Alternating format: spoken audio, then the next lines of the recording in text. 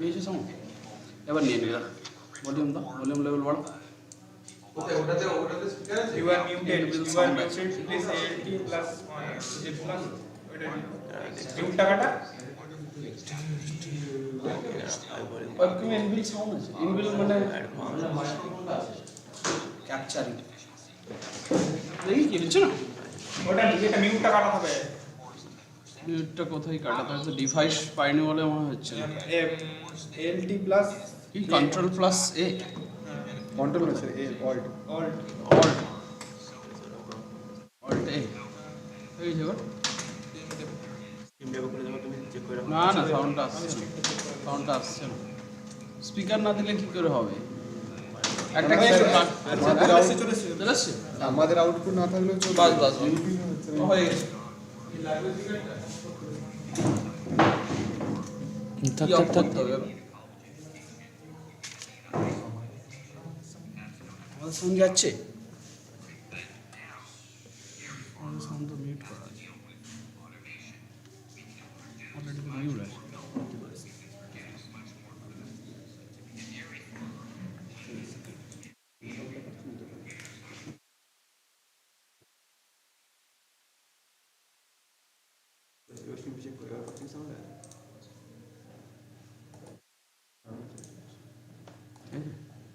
Sound আছে latest স্ক্রিনটা হচ্ছে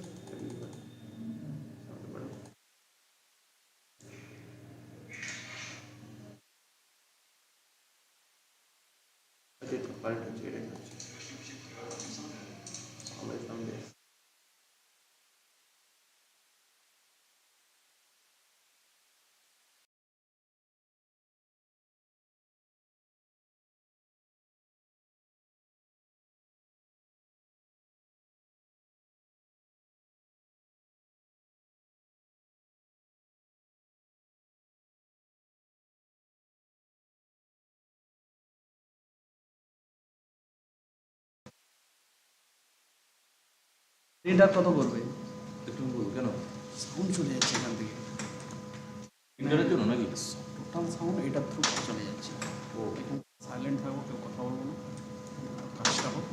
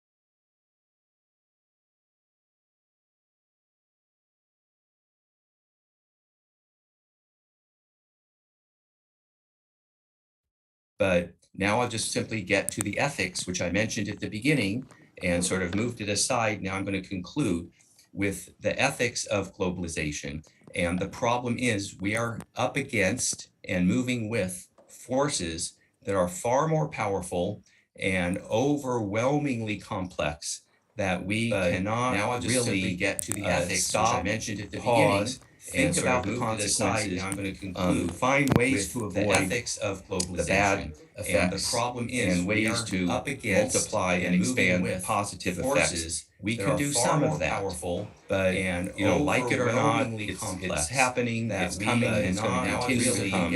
And one misstep can lead to a global pandemic. One misstep can lead to environmental catastrophe or nuclear war. So there are all kinds of things to be worried about. But overall, life has been getting better and more people. And people generally who were stuck at the bottom now have the tools and the possibilities as rising up to great success and prosperity. So I'm looking at the time. Overall, just like I just 3 minutes more. So as I say to my students in our fasten your seatbelts, we are heading into a brand new world and with our immediate future and how it will pan out. Where the mistakes will be, so where the next big breakthrough will come from. I'm in no position to predict. So as I say, times be alive, and we are heading back. That playing field being level with our immediate future is a great chance for massive mistakes keeping. So whereas educators, the best thing we can do is to educate our students to succeed in the world and new skills that will be necessary. But at the same time, they should have their identity and have a great self-esteem and not forget where they came from, but also understand how people connected we all are. So on that note, I will see if I have time for questions, but at the same time, they should have their identity and not forget where they came from, but also understand how people connected we all are. On that note, I will see if I have time for questions, but at the same time, they should have their identity and not forget where they came from, but also understand how people connected we all are. Can you hear my voice? Yes. Okay, great. I like your speech a lot, and I'm wondering when you talk about personality, and Hegel, the Bruno Hegel is a very interesting philosopher who just passed away several years ago. He mentioned one important concept about pharmacy. Pharmacy means that actually technology serves kind of destroying power, like drugs. However, because on the other hand, it serves as kind of healing process, healing that kind of medicine too. So you mentioned pharmacy actually, when we talk about technology, pharmacy actually have different ways. Destroying power, like drugs, and we try to use it. On the other hand, ways, like when we try to play robots that can really kill us. If I'm actually on purpose, I couldn't really respond to outside noise. Actually, the robots can actually help me and comfort me. Like those computing robots, they can really stay with the algorithm. On the other hand, what is the response when I like your idea for really kill us? Okay. Let me ask, what was the name of the person you said who just died? Bernard Siegel. Bernard Siegler. Okay, I'm not familiar with him, but yeah, something like robotics. again, it can be amazing. Why? Because many surgical techniques now are done by robots, and they're better than the skilled surgeons. So they have less likelihood of error. They can cut with far more accuracy and precision than the best surgeons. So yes, robots are among the many things that are revolutionizing the world, revolutionizing medicine in this case. But if you're paying any attention to, say, the war in Ukraine, robots are also tools of war, and killer robots. We call them drones much of the time, but there are robots, and there'll be nanotechnologies that can be used for massive killing. Perhaps they can be used for discriminate killing as opposed to indiscriminate killing. But these are amazing technologies, and if you have them at your disposal, it's much better to use robots to destroy the enemy than living soldiers that are on your side. However, it depends on which side you're on. And ultimately, both sides will have these technologies. And so, once again, these, if I think in general, robotics is a double-edged. It can be the most wonderful thing, and it could be the most destructive thing. But even with robotics and surgery, I would assume that in time, the robots will get better and better and better at performing whatever the surgical technique they're needed for. Because as we improve our technologies, we get better results. So all of these are coming. All of these will, in many ways, put some surgeons out of business.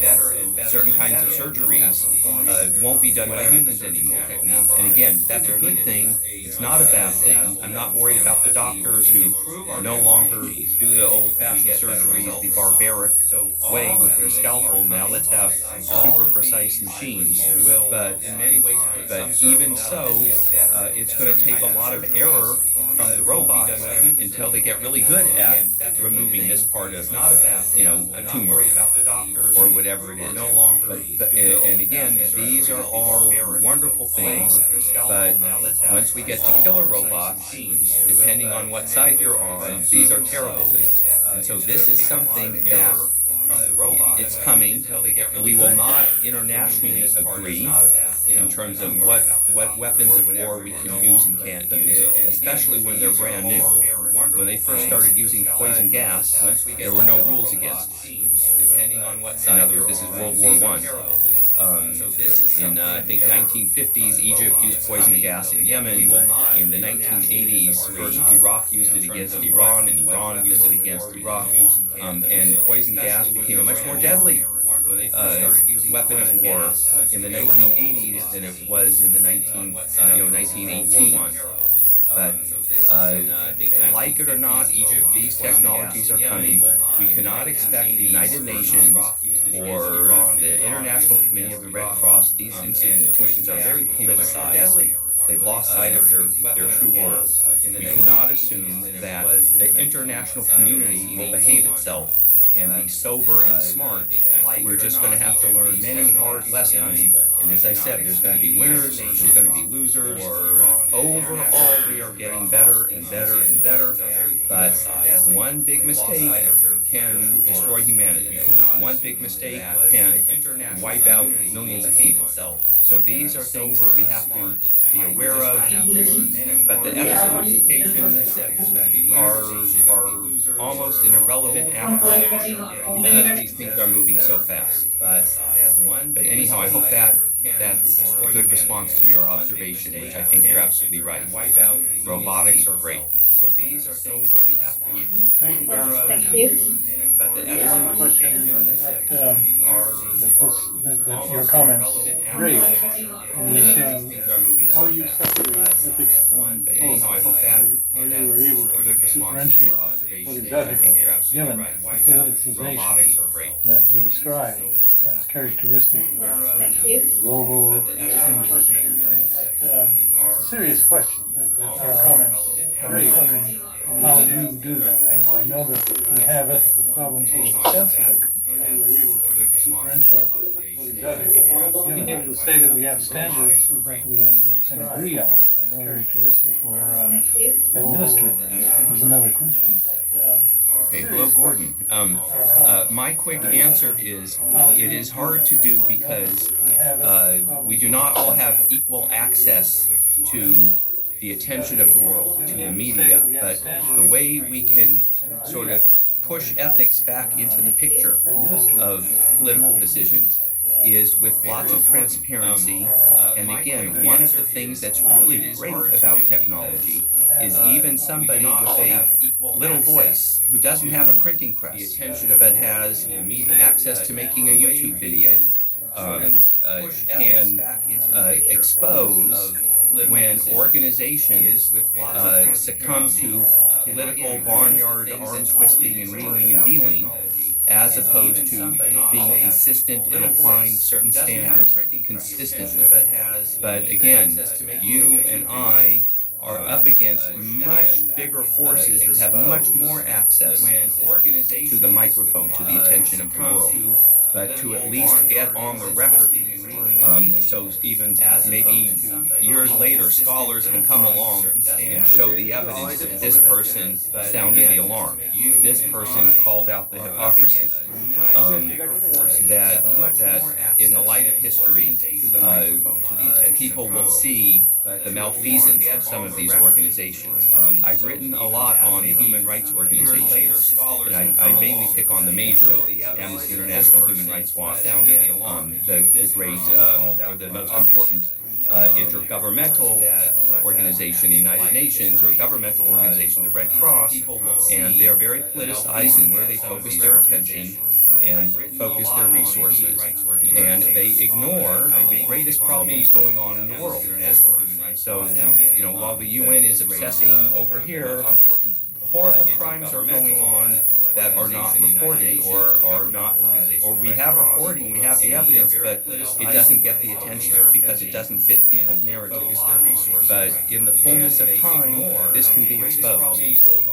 And again, even if I do not have the same access to an audience the way CNN or CBS News or Amnesty International has, I can still get on the record what they, how they are using their power and showing that they are ignoring really serious rights violations. So I think the best we can do is to fight the good fight and demand transparency and hold powers that be to consistent standards. And whether or not we succeed in the fullness of time, we are at least fighting a good fight. And the more that people do this, the more those companies, organizations will have to account for themselves. So it's not a magic answer, it's a long-term way of looking at it, but we are up against forces far more powerful than any of us, and ethics will essentially be an afterthought because, like it or not, these changes are coming. So the best we can do is to do the best we can do. We are up against Thank you. Yes, so we have a question in the chat box as well. And the question is from Shonali Datturai, and she's asking you what kind of intervention can educators bring in terms of the policy changes. Thank you. Well, I think educators have a little bit more voice than a single individual, because we might have an organization backing us up, like this school and its administration, or we might train students to be part of the public debate. So if I have a class of 30 students, I might be able to inspire 10 of them to, write a letter to the editor, to write a letter to their political representative. So I don't think we educators have superpowers all that we do have is we can affect and motivate a small number of people, but already right there, if I can motivate 10 students to take some kind of political action to the extent of writing a letter to their member of Congress, I'm using an American example, or writing letters to the editors of the local newspaper, that increases the voice of my voice by 10. All right, which is not enough to turn back the tide. It's not enough to sort of fight the tsunami that is coming, like it or not. But for right now, it's the best I can think of.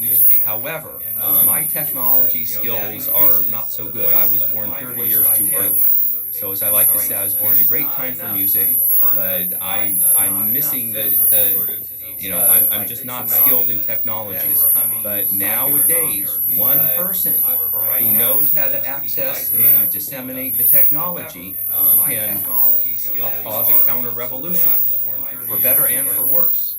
So sometimes it's a whistleblower who has access to, I don't know, the spying data of this government or that government. And sometimes they're terrible people for exposing this, but sometimes they're heroic people for bringing to everyone's attention what's going on under our noses. So I think as educators, we have to make our students aware of the power that they do have and the importance of using it, and using it for the good, not using it for self-aggrandizement, not using it to get rich quick or to scheme and get rich off of, by exploiting something so they're making money at other people's expense, but to fight the good fight, to ensure that as we move forward in so many directions so fast that we are avoiding mistakes, we are avoiding injustices, and we are fighting the good fight. And the best we can do is use the powers that we have, however small or great they are, to fight the good fight and to be aware of all the potential things that can go wrong. And there's a lot of them, and that's really our job, is to inspire students to take charge of our destiny, not be passive and just move with the current, but to move with the current when it's taking us in a good direction, and to speak out against the current when it's taking us in a bad direction.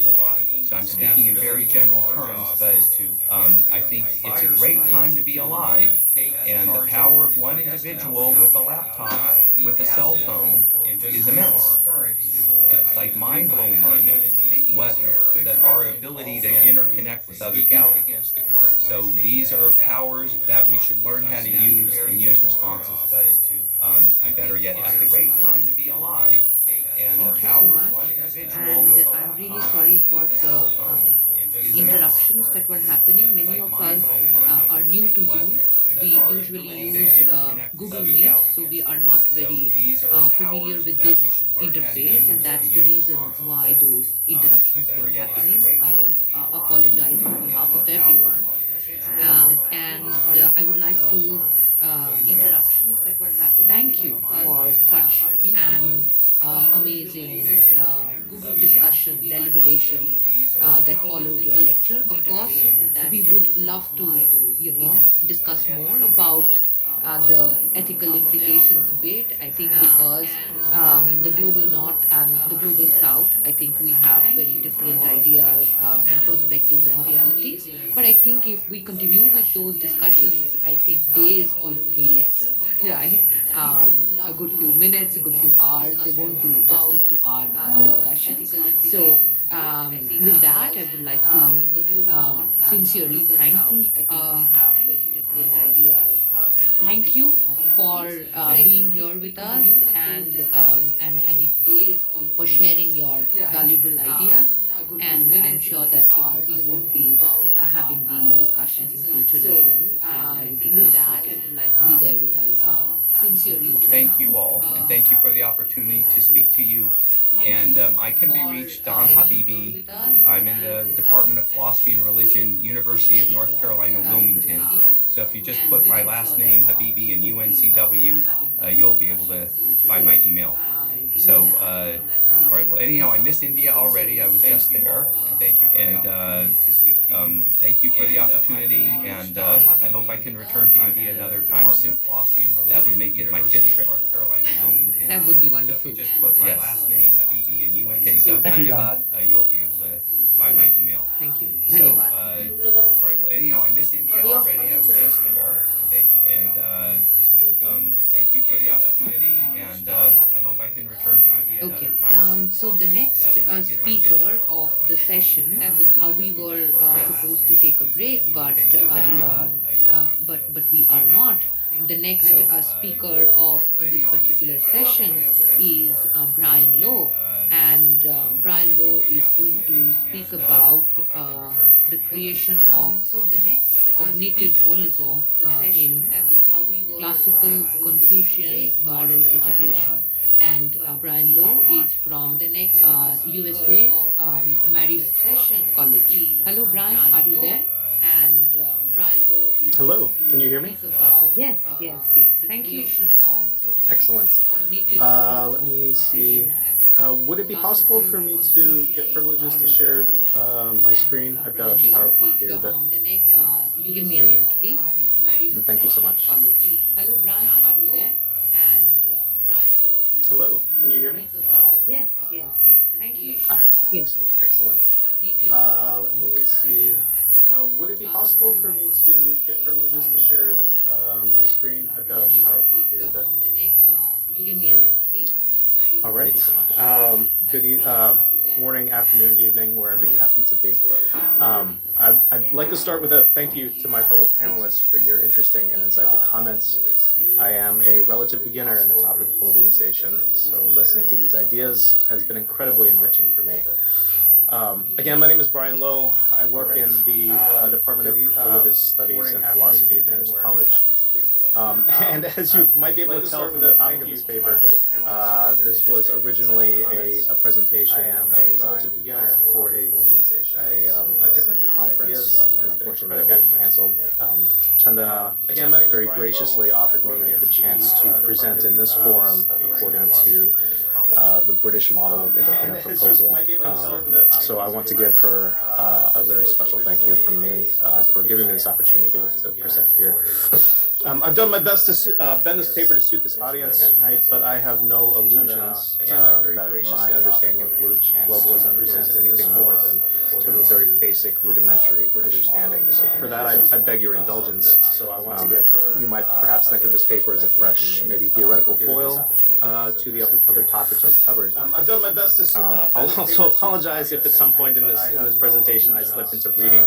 It's just shy of 1 o'clock in the morning here, and my brain isn't as sharp as it otherwise might be. So I'll begin by noting that even linguistically, right, the term globalization carries with it some foundational assumptions. I'll also apologize if the globalization means the process of becoming more globally connected.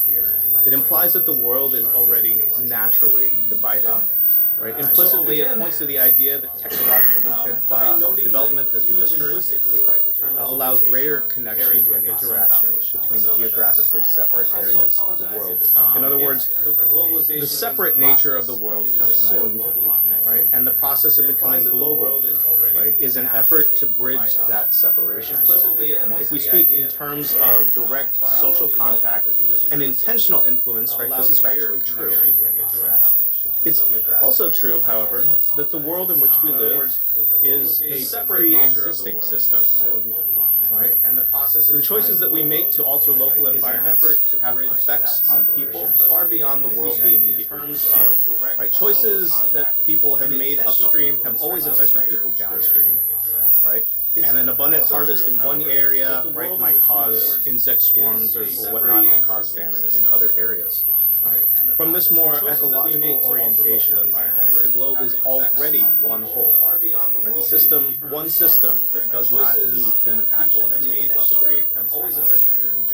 Some scholars in the field of early Chinese philosophy might point out that assuming separation draws from a Greek philosophical worldview, right, that privileges separate individual essences, right, and that other philosophical systems around the globe don't make that initial assumption.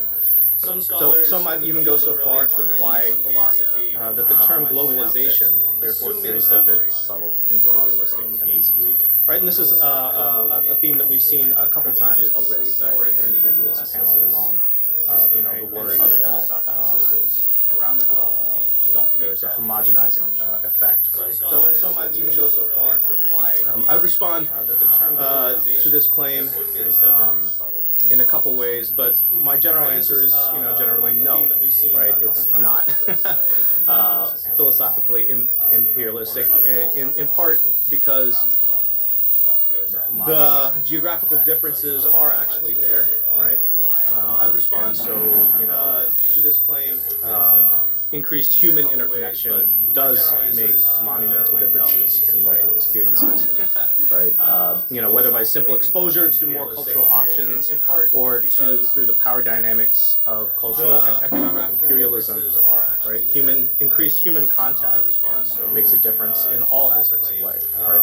But you all are the experts in this area, right? And I won't pretend to be able to offer insights here that you already haven't provided. My second response to the question of whether or not globalism is linguistically imperialistic may offer a fresh perspective, though. Makes a difference in all aspects. Even though humans have evolved to be hypersocial animals, we are all still cognitively primed for seeing separateness over wholeness. My second response to the question of this is not just a cultural emphasis, it is a human cognitive emphasis. Understanding ourselves as part of a whole takes time, imagination, and the cultivation of a very specific set, right, of cognitive processes. For seeing separateness over wholeness. An initial reason that we tend to see separation first as human beings, right, not just as cultures, is that conceptualization favors simplicity. Right? In their landmark study of the metaphorical foundations of human learning, Lakoff and Johnson note that simple physical experience dictates our understanding of more abstract concepts. An initial reason that we tend to see separation these experiences are often mentally isolated into their simplest forms. For instance, we understand progress through the schema of forward motion, right? In English, in Chinese, and many other cultures, this is the case, right? In English, we talk about taking things one step at a time, right? Making, one step forward motion towards progress. In Chinese, right, there's the phrase 一步一步走, right, which is the same idea. For instance, right, these languages have thus based an abstract concept like progress on a simple, visceral, physical experience. Taking things one step at a time. Lakoff and Johnson further note that we can only understand something abstract like time, for example, if we compare it to a limited physical object. For example, time is sometimes understood as money, right, which can be or borrowed or burned. Right. Other times it might be compared to a river, right, which flows on and on day and night, right, to quote the analects, which carries us along, or which is against which it is futile to struggle. Time is sometimes understood as money. We can also note that as long as we hold one metaphor, right, other aspects of the way in which we interact with time are obscure. Right? Which carries us along. I lost those privileges, so I lost screen sharing for some reason. All right. I'm sorry, because there was somebody who was on speaker, so I had to mute them, right? So just give me a second. I'm really sorry about that. No worries. I think you can change the hosting privileges to allow anyone to share a screen if you'd like, or we can just continue this way. I'm sorry, just give me a second. Right, certainly. Who was on speaker, so I had to, like I said, this is the first time that we are using this interface, and we all are very into it. And the hosting privilege is to allow anyone to share a screen if you'd like, or we can just continue this way. Excellent. I'm sorry, give me a second. Thank you. Much appreciated. Like I said, this is the first time that we are Let's see, where was I? So, right, we were talking about time as a metaphor. You know, what I can say is that, right, using one metaphor, right, as opposed to another, sometimes obscures what is thinkable, right, about a particular idea, right? So if I'm seeing time as money, I can't also see time as a river, right, at the same time. I have to switch metaphors, right? This means that, you know, while I see time as money, right, I might, you know, see myself as in control, how it's spent, how it's saved, how it's borrowed, that sort of thing. But when I see time as a river, right, I'm not in control. It's the one thing that's carrying me onwards, right, at the same time. And so, what we're able to think, right, about a particular topic, or a particular item, or a particular idea, right, is limited by the metaphor that we use to understand it. But when I see time as a river, right, I'm not in control. It's the one thing that's carrying me on. Let's see.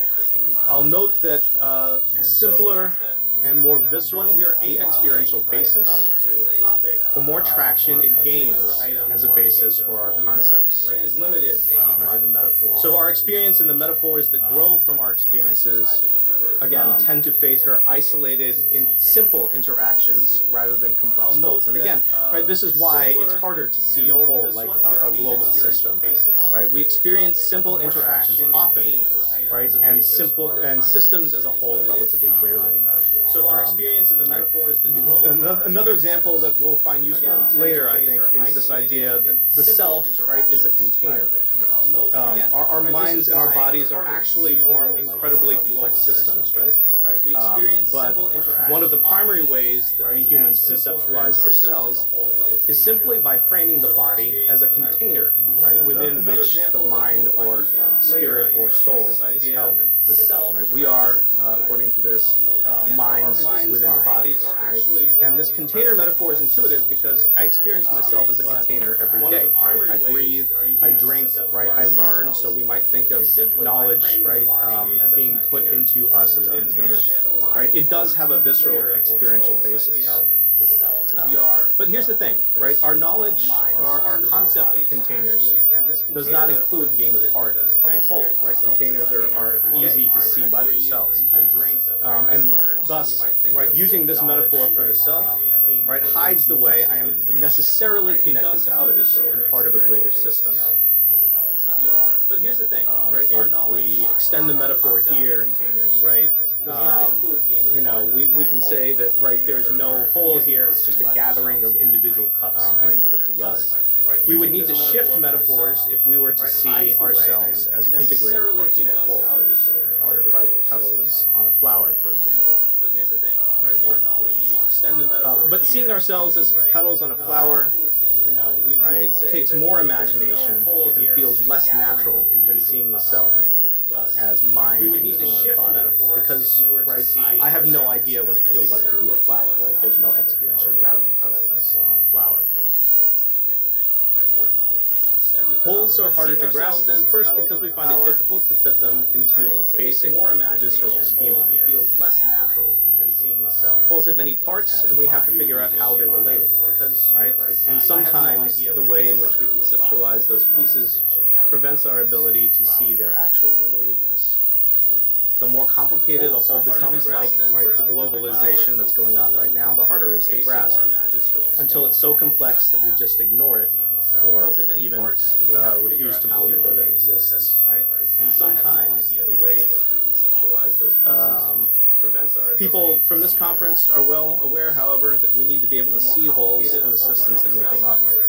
We cannot see how our relationships combine to form a greater whole. We also cannot mitigate or take advantage of the dynamics that actively shape the world around us. Right. Many of the papers in this panel, right, both of them, right, have described the effects of those relationships.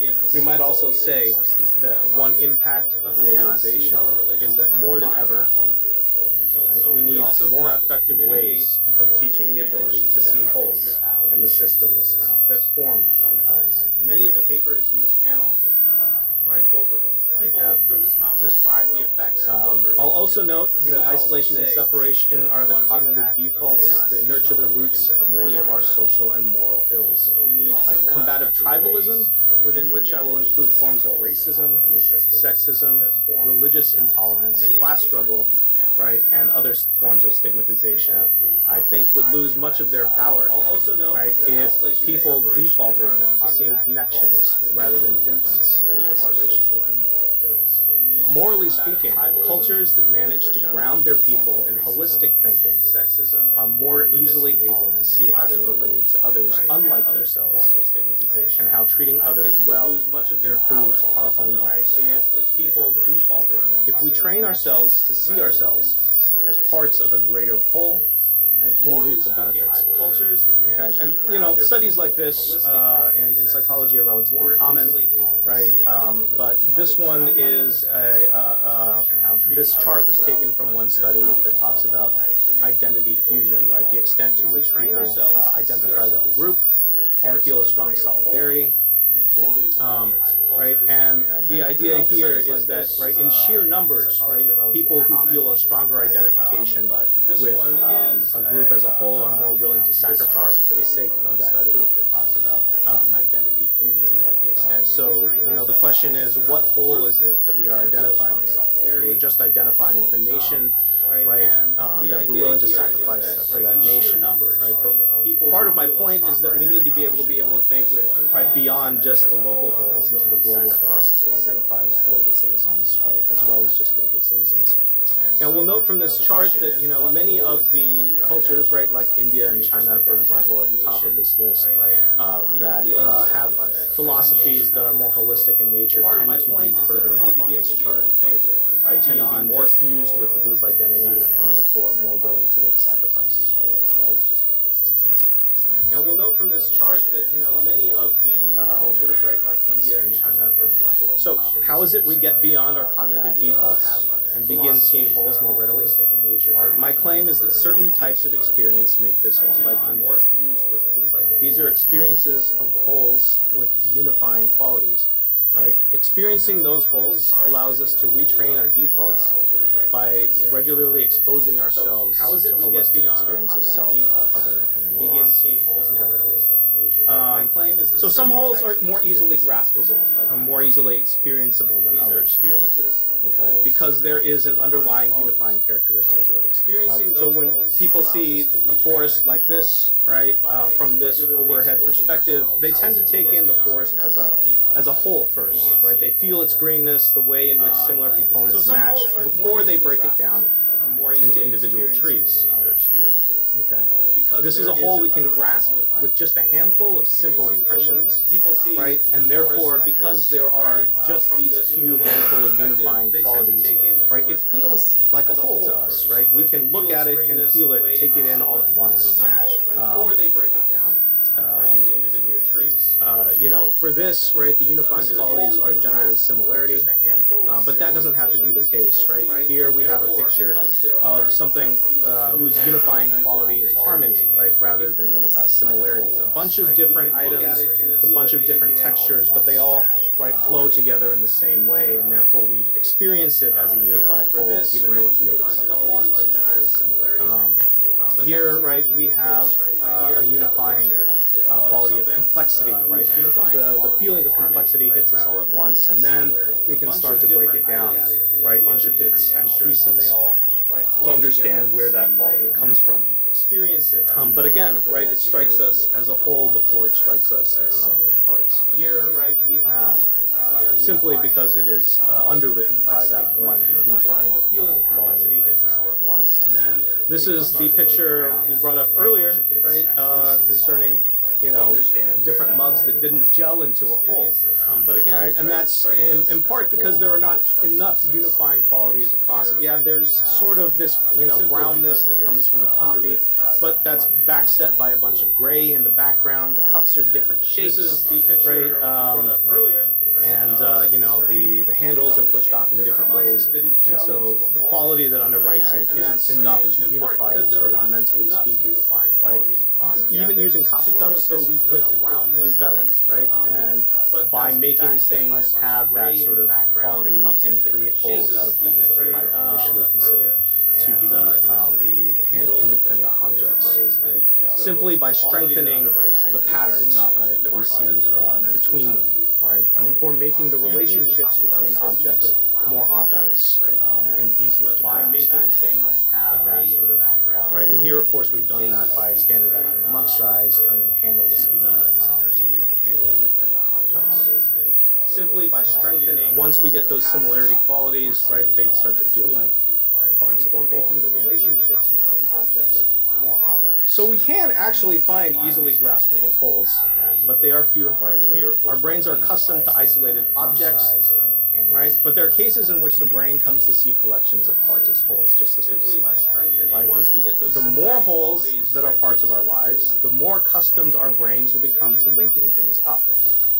Okay. So we can the more holistic experiences we have, right? The more metaphors that we'll get, and the more deeply and more nuanced we'll be able to get into our thought process about how to conceptualize and make up things. Like, again, globalization. The more accustomed our brains will become to linking. The examples I've given so far have been simple, right? Primarily for ease of discussion. They fall short for a number of reasons, though.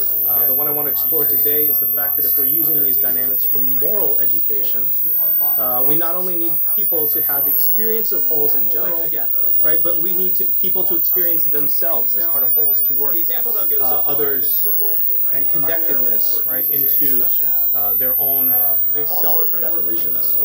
The one I want to explore today is the fact this, too, is something that we can accomplish with certain types of social activity. The most potent of these, I'll suggest, involve experiences that include the phenomenon of personal boundary loss, right? A mental state in which the boundaries of self blur, right, or stretch to include others within it.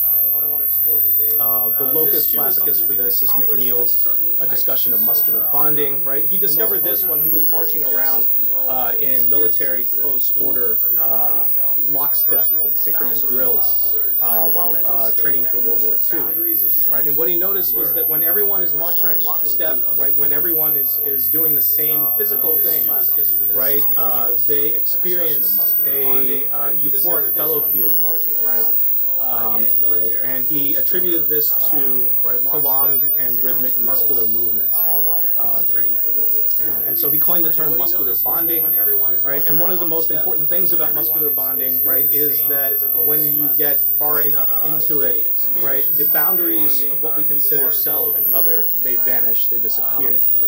So it's a way of increasing, right, our sense of unity with other people. One of the people he later studied, right, and in his anthropological study of this phenomenon, noted this, right? He said, I, when in this particular mindset, passes insensibly into a we, my becomes our, and the individual fate loses its central importance, right? I may fall, but I do not die. For that which is real in me goes forward and lives on in the comrades for whom I give my life. This, right? One of the, I think, most striking modern applications, right, of muscular bonding is pictured right on this particular slide, right? For those of you who are unfamiliar with it, right, this is the Cebu Maximum Security Penitentiary in the Philippines, right?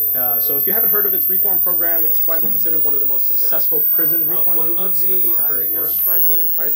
And the core of this movement, believe it or not, was simply having the inmates dance a relatively complicated choreography. So these are the people that you're seeing on screen right now. These are gang members. They're they're arsonists and they're murderers, right? Living in one of the country's most dangerous prisons, right?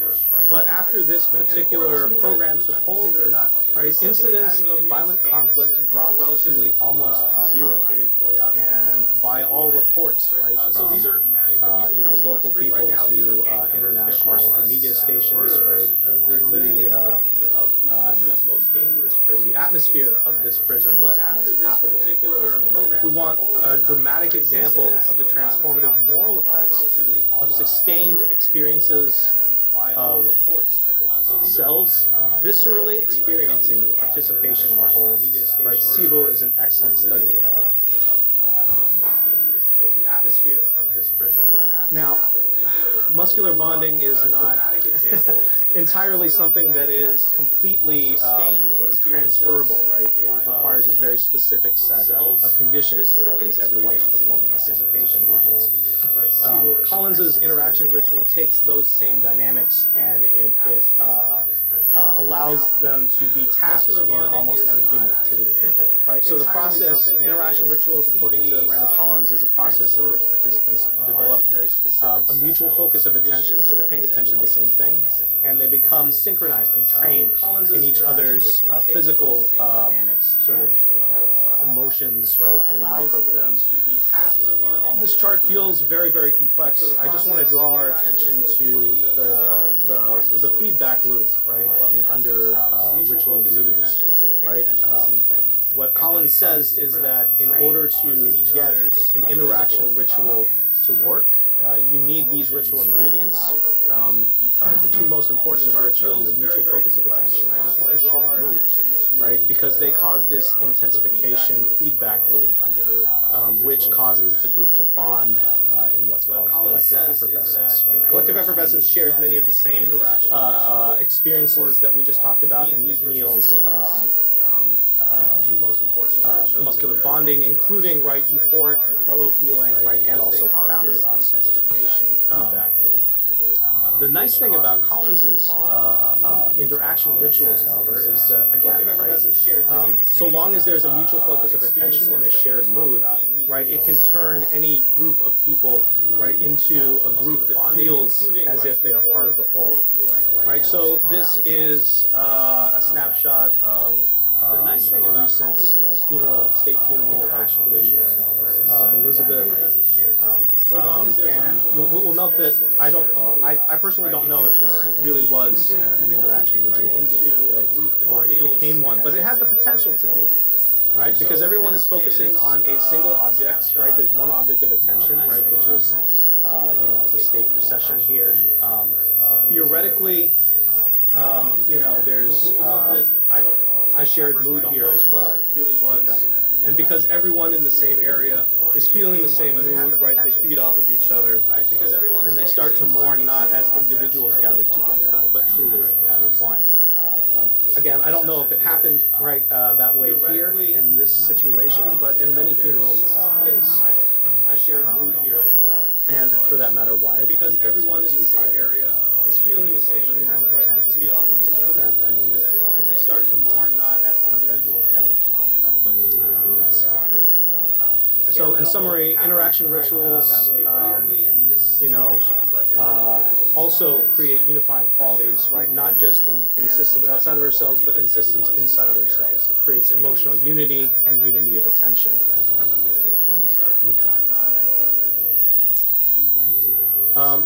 So in summary, interaction rituals, in my particular field, also the question of holism, right, or our ability to see wholes as a sort of fundamental default is basically in question, right? In classical Chinese philosophy, most people have decided that when you read the text, it comes across as holistic. In my particular field, Edward Slingerland most recently is the scholar who disagrees, and he does so from a cognitive perspective.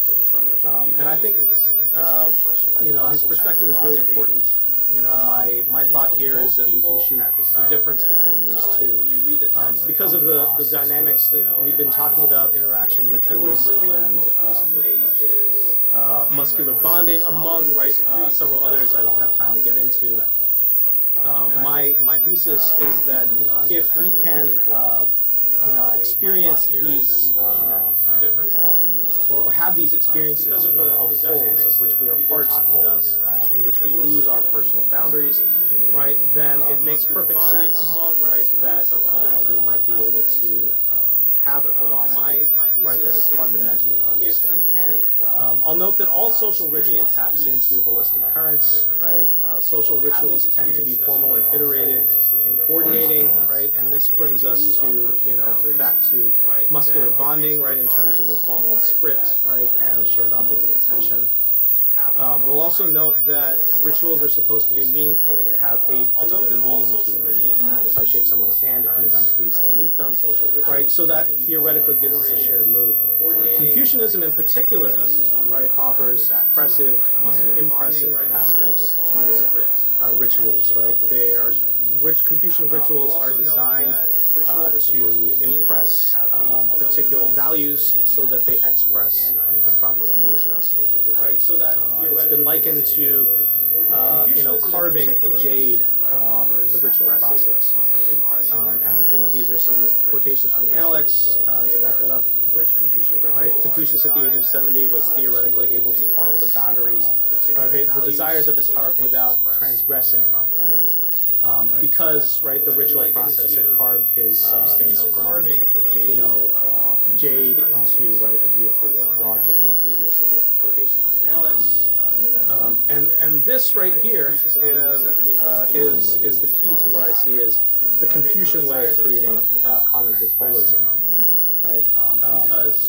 And that's because Confucius takes rituals, right, and tries to make them a lifestyle rather than just isolated incidents, right? Earlier when we were talking about muscular bonding, right, and interaction rituals, they tend to be things that are few and far between. There are very few instances in which rituals are lifestyles, but they are for Confucians, right? One of Confucius's disciples asked about goodness, right? And Confucius responds, right? Conquer yourself and return to ritual norms. Right? That is what goodness is. Okay. If a person could respond, right, to him with goodness, then the world could return to ritual norms every single day. The world will respond to him with goodness. Okay, and so Yan Yuan asks for further details, and the master says, right, if it does not accord with ritual norms, right, don't look at it, don't listen to it, right, don't say it, and don't do it. Right? In other words, everything should be practiced according to ritual.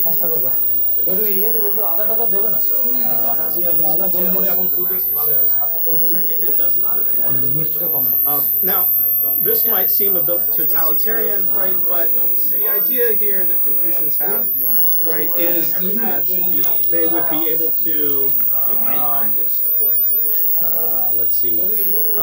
live life as if it were a scripted dance, right? Be able to dance through life in that particular way. And I think, that was the idea behind Confucius. But Confucius is moral education. But my point here is that because it is a lifestyle, right, and not just an isolated incident, right, the experience of being part of a whole, right, becomes basic, right, and something that people are involved with all the time. My point here is that because it is a lifestyle, it would require that people see themselves as part of coordinated ritual wholes for most of their lives. Right? So this then is the objection I would raise. The idea that holism is not a valid way of reading Confucian texts. Right, becomes basic. Right, and something that if we can bring this further back out, right, to the overall concept of globalism, and that as sort of the ability to see, right, the links and relationships that are being created in the process of globalization. Right, I guess the thing that I will conclude with right, is an insight that I raised earlier, which is that, right, if we're looking to prepare our next generation for life in a world that is rapidly developing new technologies and powerful new connections, we could do much worse than find ways to integrate holistic experience,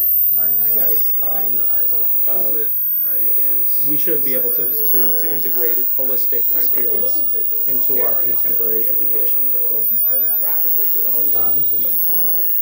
Thank you so much. And I guess because of time, I'll go ahead and stop there. Holistic experience. We should be able to integrate holistic experience into our contemporary education curriculum. Thank you so much. And I guess because of time, I'll go ahead and stop there. Holistic experience. We should be able to integrate holistic experience into our contemporary education. Thank you so much. Thank you, Brian. That was interesting. I find the question of holism very, very similar to the Gestalt psychology that talked about a whole that is greater than the sum of its parts. And I wonder to what extent, thank you, Brian, is your thinking that if we practice holism as a social practice, social integrative method, are we achieving a whole that is no longer the sum of its parts? Are we transcending holism? Is that the goal? Yeah, so first, I apologize that my video has turned off. I'm not really sure why. I've been trying to turn it back on, but it hasn't been working. So, there we go. Okay, thank you. So I think, yeah, in many ways, that is part of the goal, right? First, you know, as we've noted, right, there are many benefits to globalization, right, which is sort of the greater, the forming of the globe, right, into, right, an interconnected whole, right, and that, right, has yielded many, many benefits that are greater than the sum of its parts. I think, you know, that from the perspective of what I just said, right, that's possible on a personal level as well, right? You know, if I see myself as isolated from, you know, the person who lives next door to me, for example, right, then, you know, we'll be left without that particular connection and the benefits that arise from that. So my suggestion here is that, you know, rather than, you know, seeing ourselves as separate first and foremost, that we sort of try to cognitively integrate, right, the idea that we are parts of wholes right from the get-go, right? And I think that in that sense, yeah, we will sort of transcend sort of what we can do right by ourselves. So my suggestion here is that address your question? Yeah, I think it does. I think that the question then becomes, to what extent does the whole take on a life of its own at the expense of the individual? Of course, right, and this is one of the big problems that people have with Confucianism, right, and have had with Confucianism over the course of history. You know, because of time constraints, I wasn't able to get into some of the ways in which over-identification and sort of group fusion are different. But I will note that, sort of in the psychology of this, there are two ways. Over-identification involves, right, the loss of individualism in history, just talking about. So as we get more and more into the group, right, we lose our individual identities more and just sort of get subsumed or consumed, you know, by the group. We see this in things like suicide bombings and things like that. Group, what psychologists call, right, group fusion, and I'm not sure why they use that term in particular. It seems to be further, even more. But one of the interesting things about what they say about group fusion, right, is that we not only feel like we are part of the group as a whole, but we also have an increased sense of our own personal agency and ability, right? So the ultimate goal, right, would be to follow that particular route, right? Have both and rather than one or the other, right? If I can echo, right, what some of our earlier, but we also have an increased sense of our own personal agency and ability. Thank you. So, thank you so much for your question. The ultimate goal, right, would be to follow that particular route. Good presentation. Both and rather than one or the other. If I can echo what some of our as a whole, but we also have an increased sense of. Thank you, Brian. If anyone else has any questions, please feel free to ask. The ultimate goal, right, would be to follow that particular route. Both and rather than one or the other. If I can echo what some of our as a whole, but we also have an increased sense of. Thank you, Brian. If anyone else has any questions, please Is feel that free a to hand being raised?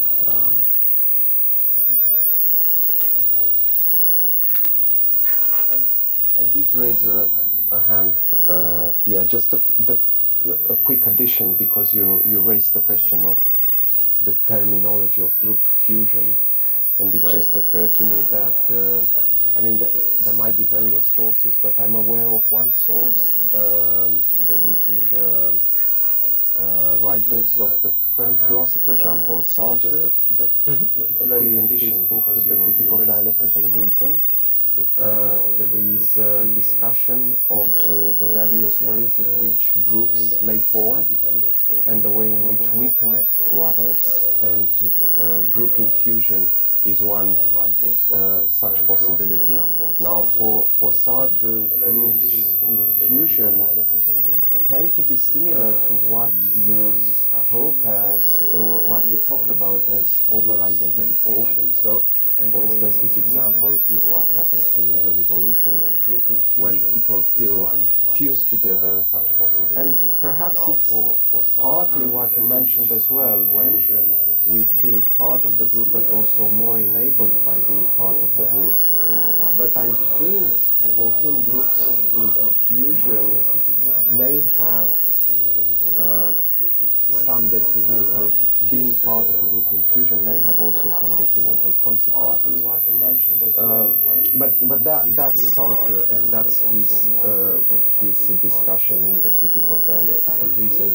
I'm sure that there are many other ways in which we can distinguish between ways in which we can feel part of a group, and this distinction between over-identification and group infusion seems to be a valid one. But I just thought I would mention about a possible source for this ways in which we can distinguish. Thank you so much. I very much appreciate that. Right, and you know, to the extent, a certain extent, I think, right, all group sort of, you know, living, right, identification with any sort of group, right, being part of a society as a whole is always going to impose costs, right, upon the individual in some way, form, or fashion. Right? You know, to use a bit of a crude example, I have a bunch of nieces and nephews, very, very young toddlers. They're very cute, right? They're going through potty training, which I think is probably one of the, you know, biggest, you know, impositions that society imposes on these small little children, right? It's necessary in order to live in society, you know, but I think that's just one example of the ways in which, right, living with other people is necessarily going to impose costs, right? You know, the question is which costs are good to accept, which costs are the ones that imposes on these small little. So thank you so much for necessary. Thank you, Brian. Can you hear me, Brian? Can you yes, hear yes, me? I can. This is Chandra Chakrabarti. Thank you so much for your presentation and the question answers from Gordon and Serene.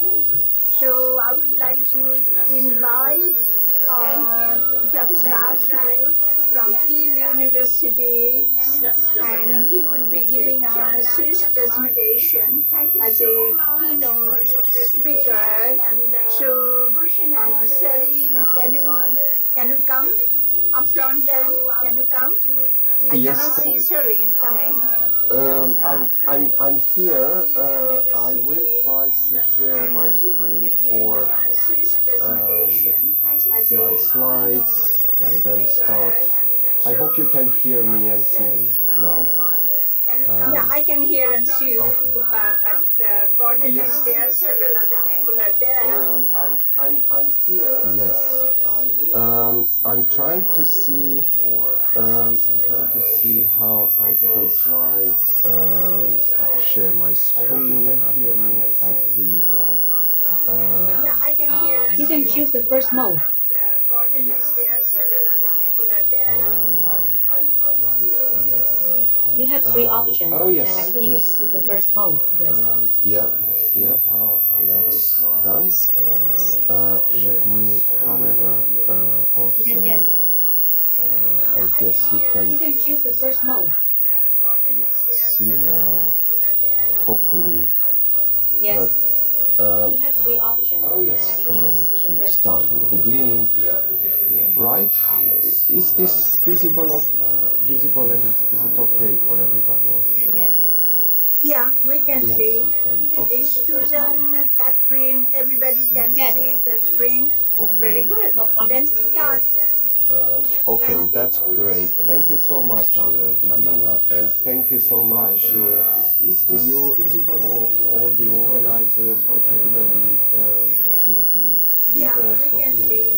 project, of this Susan, fascinating project, Catherine, but also everybody can Yes. see the the screen. organizers of the Very good. conference No for problem. having Let's me, and start then. thanks to you all participants for being Great. here. Thank you so much. My plan is to talk for about 30, maybe 35 minutes, and then to allow some time for questions and discussion.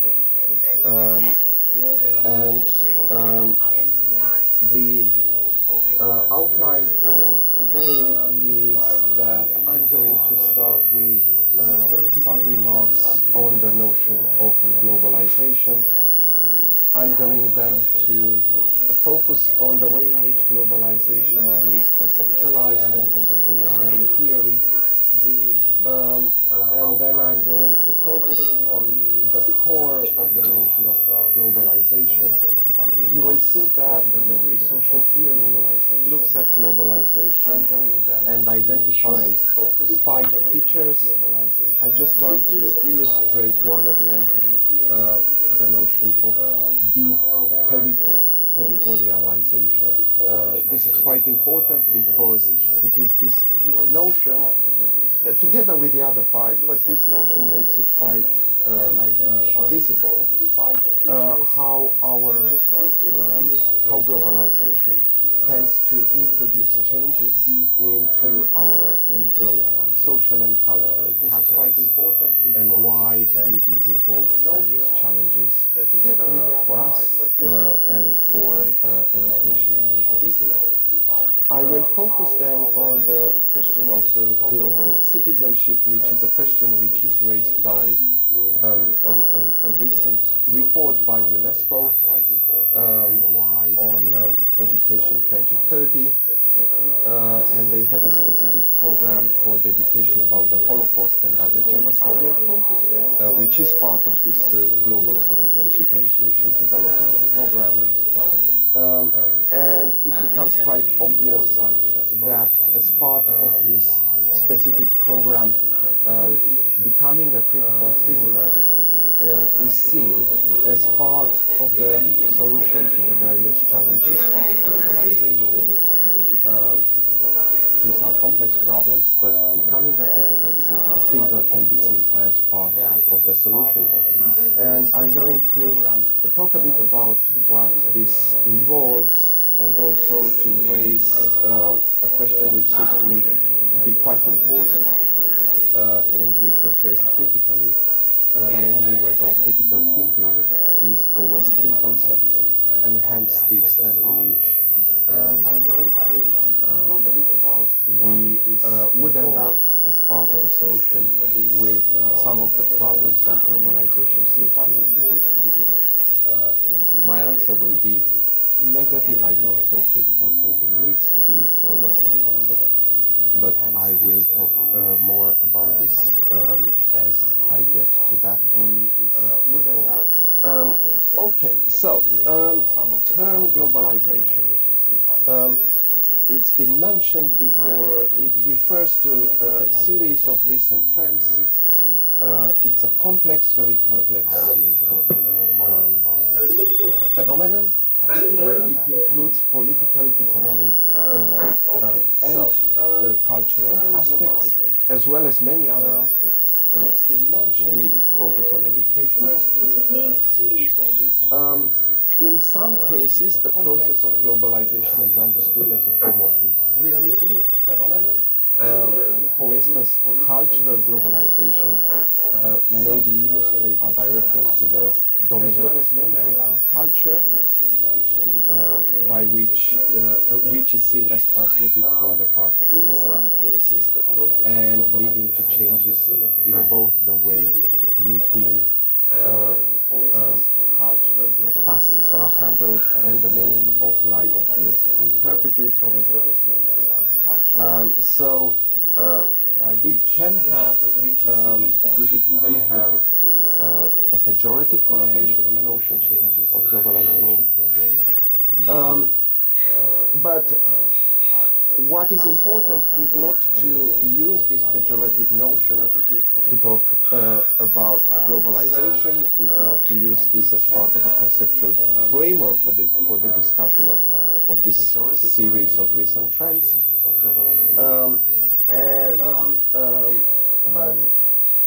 One reason for this is that the phenomenon of globalization is much more complex. Using the pejorative notion would be just to use a conceptual framework which is unable to focus on this complex phenomenon and would focus on only some parts of this complex phenomenon.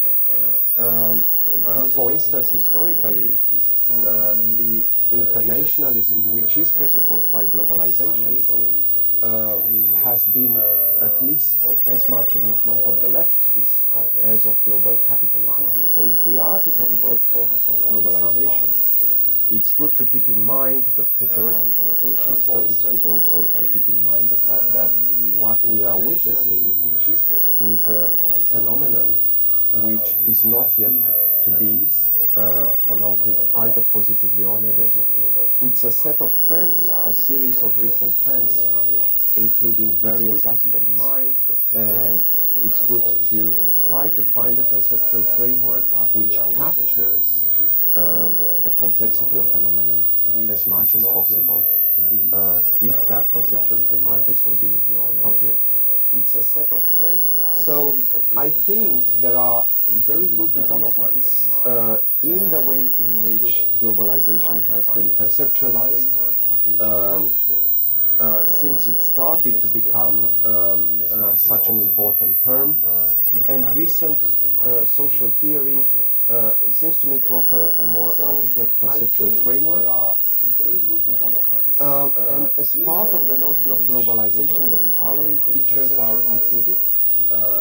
I mentioned about deterritorialization, but then there are the following four other aspects. There is a growth of social interconnectedness that can be seen as part of globalization.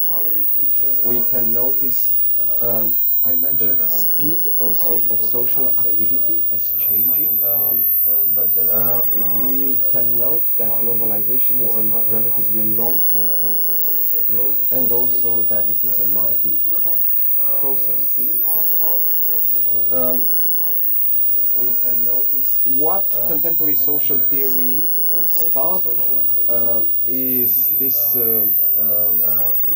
plausible thought that globalization is very much connected to a basic idea, namely that human experience of space is closely related to the temporal structures of those activities by which we experience space. Okay, so there is this basic idea of the connection between our experience of space and the temporal structures of the activities through which we experience space.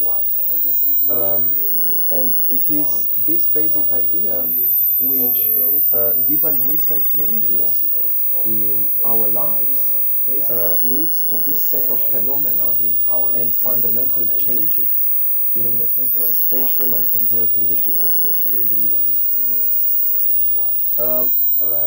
Very good example, what I'm doing at this very moment. Unfortunately, I couldn't be there, but I'm still there in some sense. Here it's 6:30 in the morning in the UK. Where you are, where those of you who are there in situ, it's 12:30, I think. Given time differences, it's actually a bit after 12:30. We see here a change which was not possible, being at the same time together when the distance is huge.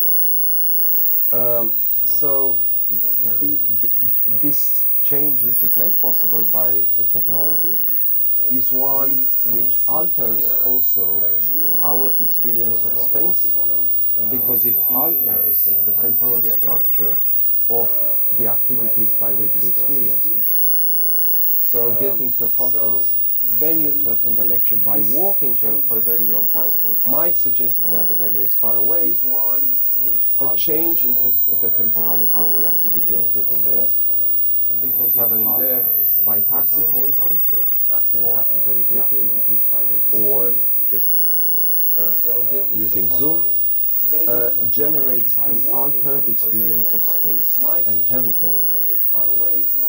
If we look at the history of the concept of globalization, starting from the some very early 19th century texts, for instance, we can see how writers and thinkers note the changes, the social changes that are brought about by our different experience of the temporal structure of some of our activities.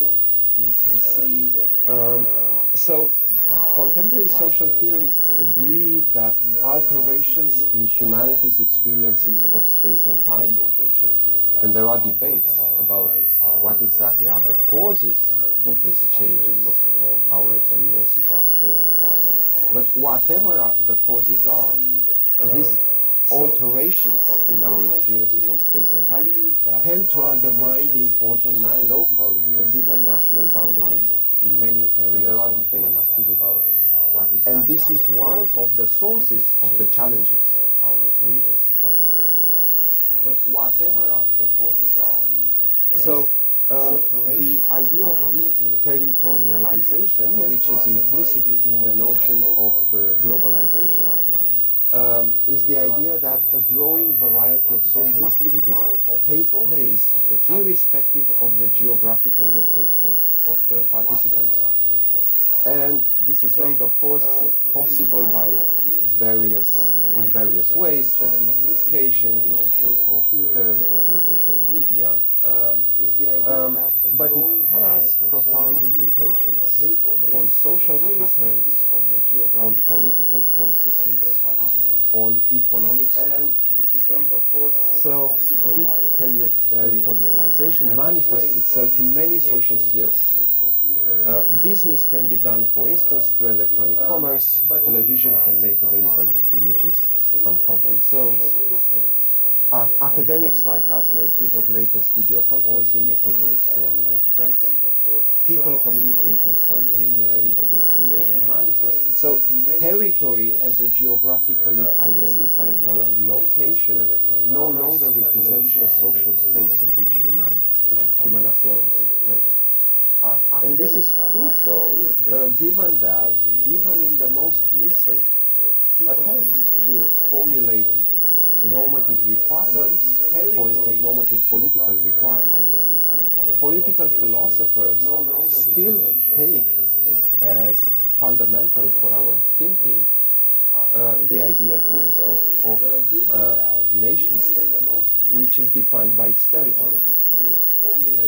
Once we understand the phenomenon of globalization as related to a phenomenon such as that of deterritorialization, we can see that such conceptualizations are no longer adequate, and we need a different way of thinking in order to account for the fact that territory as a geographically identifiable location is no longer the social space in which human activity takes place, or no longer the only social space in which human activity takes place. So it is in this sense that globalization refers to the spread of new forms of non-territorial social activity, and that introduces disruption of many of our social patterns, of many of our political processes, and leads to many also economic changes that need to be taken into account. Now, it seems to me that this notion of globalization, as formulated by contemporary social theory, as including something like deterritorialization,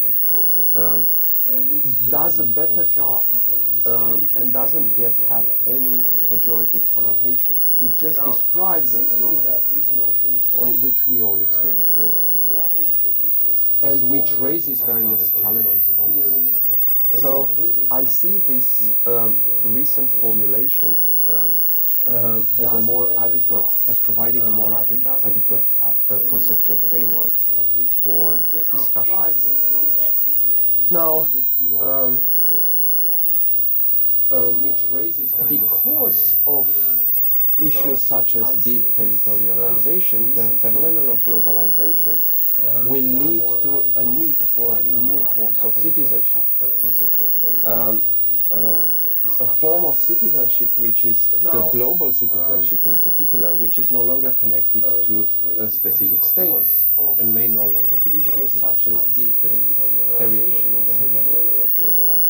Now, the document Education 2030 was published by UNESCO in 2016 to provide guidance for the implementation of its Sustainable Development Goal 4, namely to ensure inclusive and equitable quality education and to promote lifelong learning opportunities for all. And UNESCO's work in the area of global citizenship education is guided by its target 4.7 of the Sustainable Development Goals, which is included as part of this Education 2030 agenda and framework for action. And this target 4.7 specifies that we need to ensure that all learners are provided with the knowledge and skills to promote sustainable development, including, among others, through education for sustainable development and sustainable lifestyles, human rights, gender equality, promotion of a culture of peace and nonviolence, global citizenship, and appreciation of cultural diversity and of culture's contribution to sustainable development.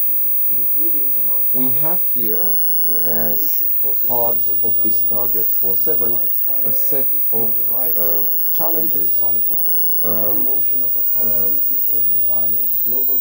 which are created by this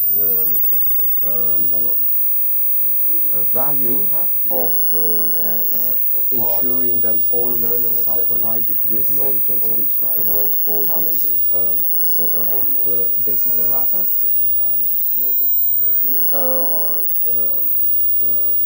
Of course, this is being such a complex problem, UNESCO is working under special themes under the Global Citizenship Education Development umbrella. And one such theme is education about the Holocaust and other genocide, where lessons from humanities past are used to develop knowledge, skills, and behavior that help learners to become critical thinkers. And I mention this specifically because of this very important notion of becoming critical thinkers.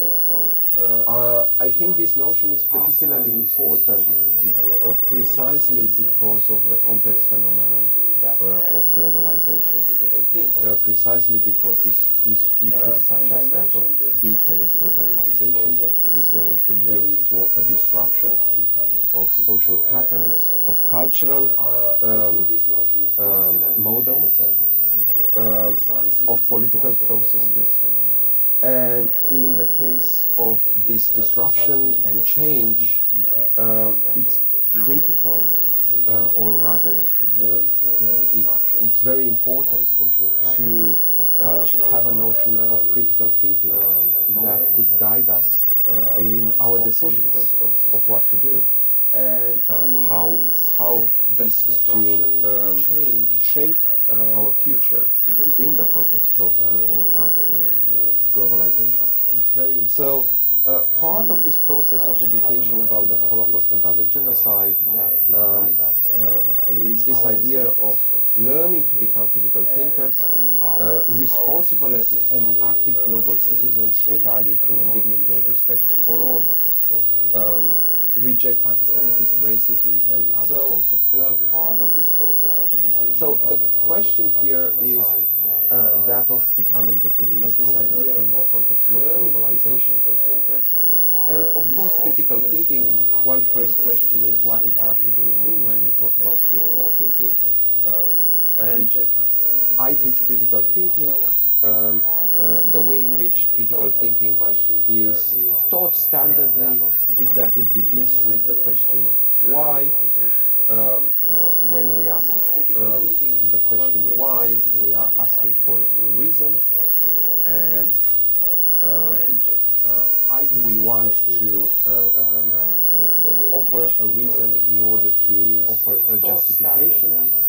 So it's part of an argument which we may want to use in order to persuade by giving good reasons to others for our claims. So if I make a claim and somebody raises the question why, what they are asking for is a reason which will be part of a justification, which hopefully will persuade him or her or them of the truth or accuracy of my claim. So critical thinking, what critical thinking is doing is precisely trying to guide us through this process of raising good questions and trying to distinguish between good reasons and bad reasons for a particular decision or claim.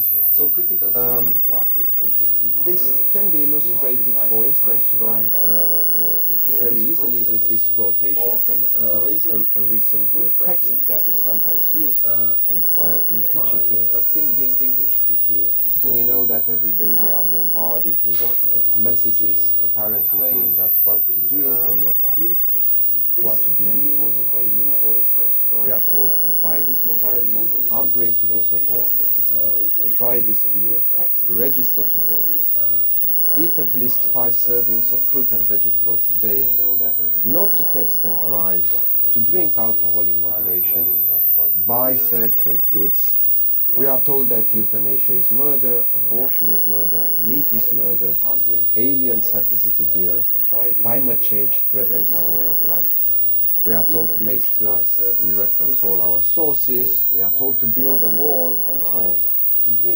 Some messages we just ignore, some we unreflectively accept, and some we unreflectively reject.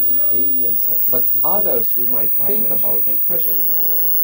We might ask, why should I do or refrain from doing that? Or why should I believe that or not believe it? And it is this question why which is a sign that those who raise it are critical thinkers. There is this raising of the question why, which puts us in puts in opposition the reaction of the critical thinking with the reaction of those who unreflectively accept or reject certain things. And what is important, I think, in order to offer at least part of an answer to the various challenges that globalization raises in education, culture, or more generally in society, is to see how we can become critical thinkers, how we can raise this question why, when it's appropriate to raise it, and once we raise it, how it's appropriate to pursue this question. A general definition is to understand critical thinking as the ability to check for clarity, accuracy, precision, relevance, depth, breadth, significance, logic, and fairness. And we know why it's so important. All these are so important today. If you look at, again, the way in which technology enables us to get access to information, but how do we know that the information is accurate and precise? The way in which we get access to so many sources, but how do we know that they are relevant? Which ones should we focus on? Which one has the necessary depth or breadth? Which one is significant? Also, when we are provided with justifications and arguments, some of them are fallacious, some are not. How do we know which ones are which? How do we know that the way in which we respond to the challenges of globalization is a fair way? Critical thinking as the ability to check for all these seems to be part of the solution, which enables us to get some guidance in the context of globalization, in the context of all the changes that the altered way in which we perceive space and social activities, these altered ways of perceiving space and social activities raise problems for us. Now, one reason why some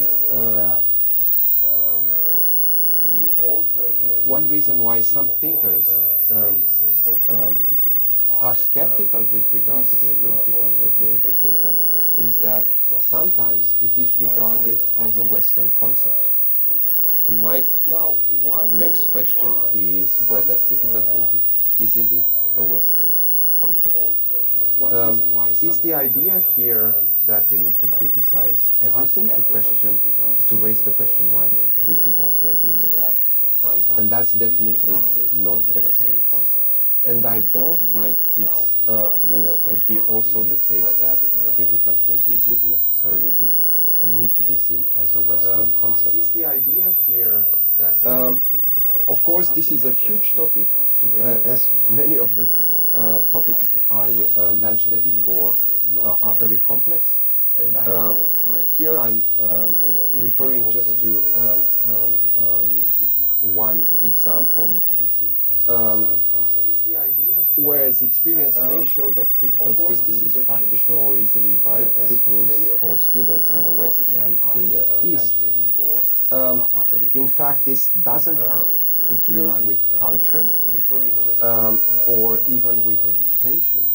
Sometimes it has to do with political changes, with historical reasons. In some parts of the world, politics, tradition, and religion may converge in encouraging an approach to knowledge that may rely on rote learning and may consider questioning as a sacrilege, for instance. Yet, I don't think any of the non-Western traditions are, in fact, by definition, against critical thinking. For instance, in the Buddhist tradition, some of the fundamental tenets are essentially an early version of critical thinking. And someone involved in education for 30 years in Burma, Dr. Win Ong, for instance, was mentioning that the Buddha taught freedom of thought, freedom of inquiry to his disciples. The emphasis was on internal reflection and consideration of the value of a proposition rather than on blind belief.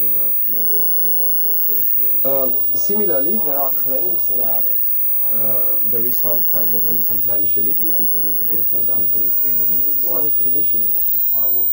There is, for instance, a tradition of pairing Islam with the incapacity for critical thought, and this tendency was amplified in the last 15 years. And that's correct, yet scholars disagree. Ahmad, for instance, presents the Prophet Muhammad as a critic of the Meccan social order and constructs an alternative genealogy of the verb to critique. This is not meant to be dismissive of the Greek or pre-Islamic or Western traditions, but also cannot be subsumed within them.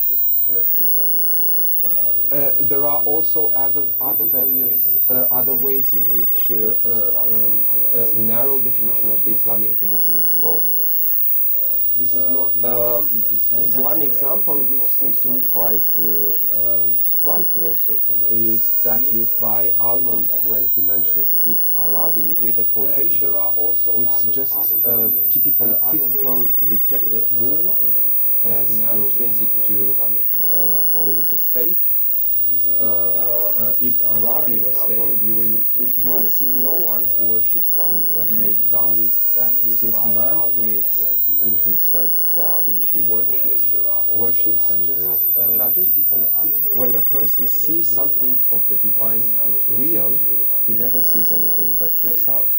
So that was a 12th, 13th century thinker, part of the Islamic tradition, raising a very fundamental question of religious faith, the status of faith, and the way in which religious faith, by definition, cannot provide certainties. That's why we talk about faith or belief rather than talking about knowledge. This reflective way in which religion is approached within Islamic tradition again shows already a tendency to embrace critical thinking rather than to reject it. So all these examples show that, in fact, critical thinking is by no means a Western concept, and hence can be used as part of a solution to some of the challenges raised by globalization. Some conclusions before you can see that I spoke so far for about 30 minutes, so I will take probably a couple of more minutes and then open this up for discussion. Some of the conclusions, of course, I focused today on becoming a critical thinking, but this is not a magic or the magic solution to the problem of global citizenship education. We have seen that challenges generated by globalization for culture and education are complex, and hence they will require complex solutions. But my claim was that becoming a critical thinker is part of a solution, or the solution, both for the issues of global citizenship education and for the issues of globalization more generally. I argued that we need not understand critical thinking in a limited way, as a concept already given, only ready to be applied.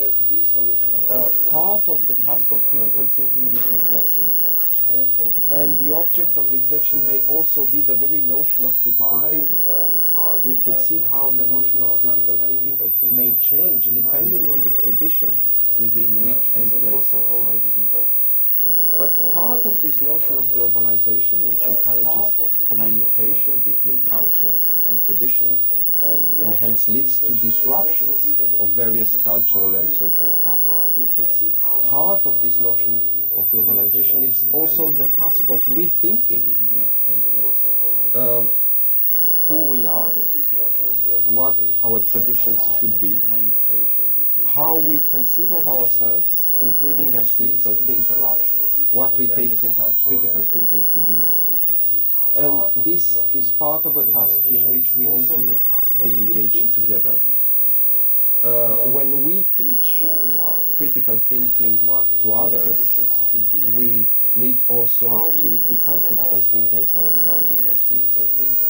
We need to raise this question of why we do this or that, why we say this or that, not only with regard to the claims we hear from others, but with regard to our own claims.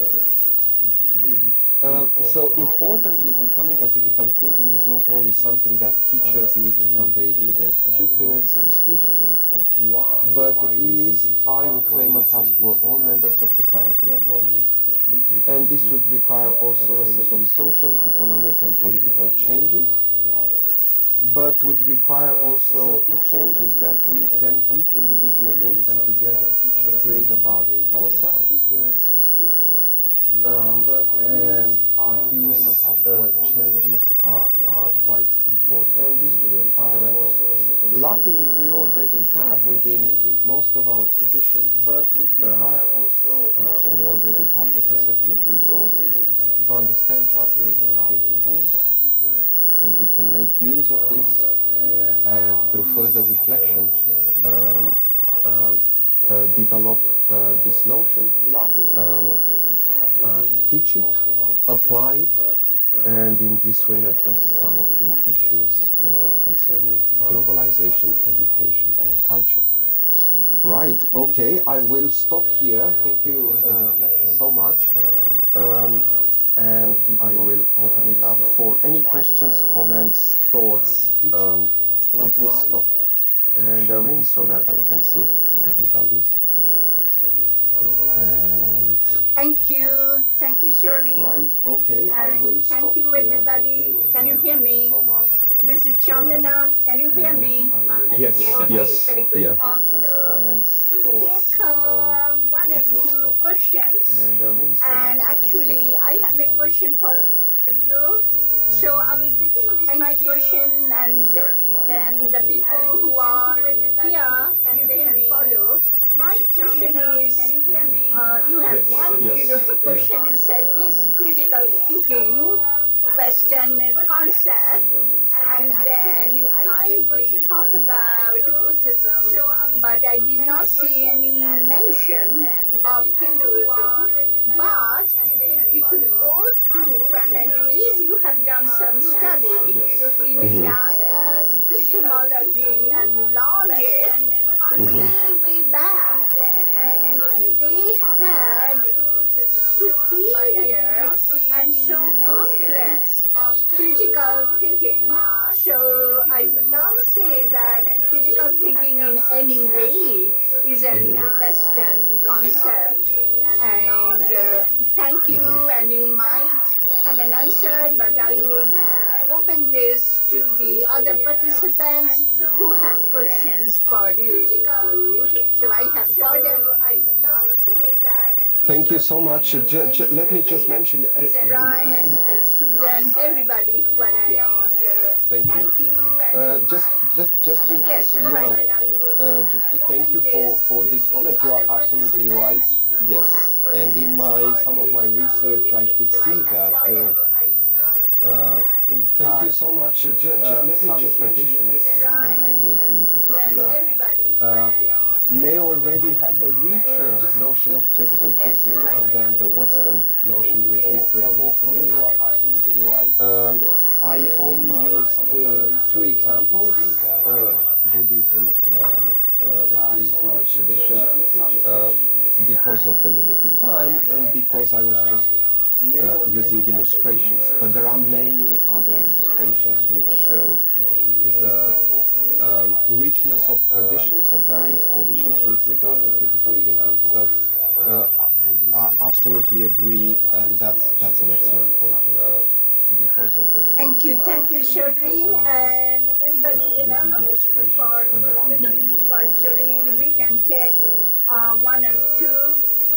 I can see Catherine I and can. George. Thank you. So Thank you for your I wonderful absolutely presentation. agree, This is and a very that's an interesting excellent topic, point. especially when you mentioned Thank you, alterations Shireen, in our and experience of anybody time and else space. Yeah, for indeed, because now we have Shireen. a We new can era. take Actually, for one or example, we two. have I can metaverse. see Catherine And and also, yeah, because we can have our George. avatars in different metaverses. Okay, it's also already a new phenomenon trying to create their own branches, new branches of metaverses. And also, the scientists, they are trying to talk about a new theory. Actually, 50 years ago, Hugh Everett, he's talking about a very crazy idea of multiverses. Okay, and lots of people believe in that nowadays. Okay, even though they thought it's really crazy 50 years ago. So when we have the two directions, multiverses and metaverses, actually it's more than what we have done nowadays because we have online conferences, online courses. But in the future, it's more than that. Okay, not to mention Elon Musk is trying to have this kind of neural link company trying to link human brain with artificial intelligence. So we are actually moving toward a new direction that will really blur the boundaries. As you mentioned, deterritorialization. It's not only the shattering of the boundaries between different spaces and time, but also the boundaries between humans and artificial intelligence. Okay, so I really like your interesting topic. Yeah, I wish we could talk more in the future. Yes, absolutely. I would very much welcome further discussion, and you raise some crucial points here because these are developments which, as you said, seemed to be the domain of science fiction only a few decades ago and are becoming reality. And these raise some fundamental questions. Questions such as avatars raise questions about personal identity. Um, and there are all sorts of problems that may be associated with the capacity we have to be, uh, if you want, one person in real life and a different person online, or more than one person online. There are questions of compatibility between what we say, between our actions, and this raises some huge ethical issues. And there are ethical issues, as you mentioned, concerning artificial intelligence. Um, there are some interesting theoretical scientific questions as well, but also there are huge ethical problems which need to be considered. And without critical thinking, without problematizing ethically, we risk to make certain decisions which undermine the very reasons why we want to have artificial intelligence, why we want to have the possibility of metaverse, and who knows, maybe also multiverse. Um, it is the risk of scientism sometimes, unreflective scientism sometimes, which needs to alert us to the significance of critical thinking.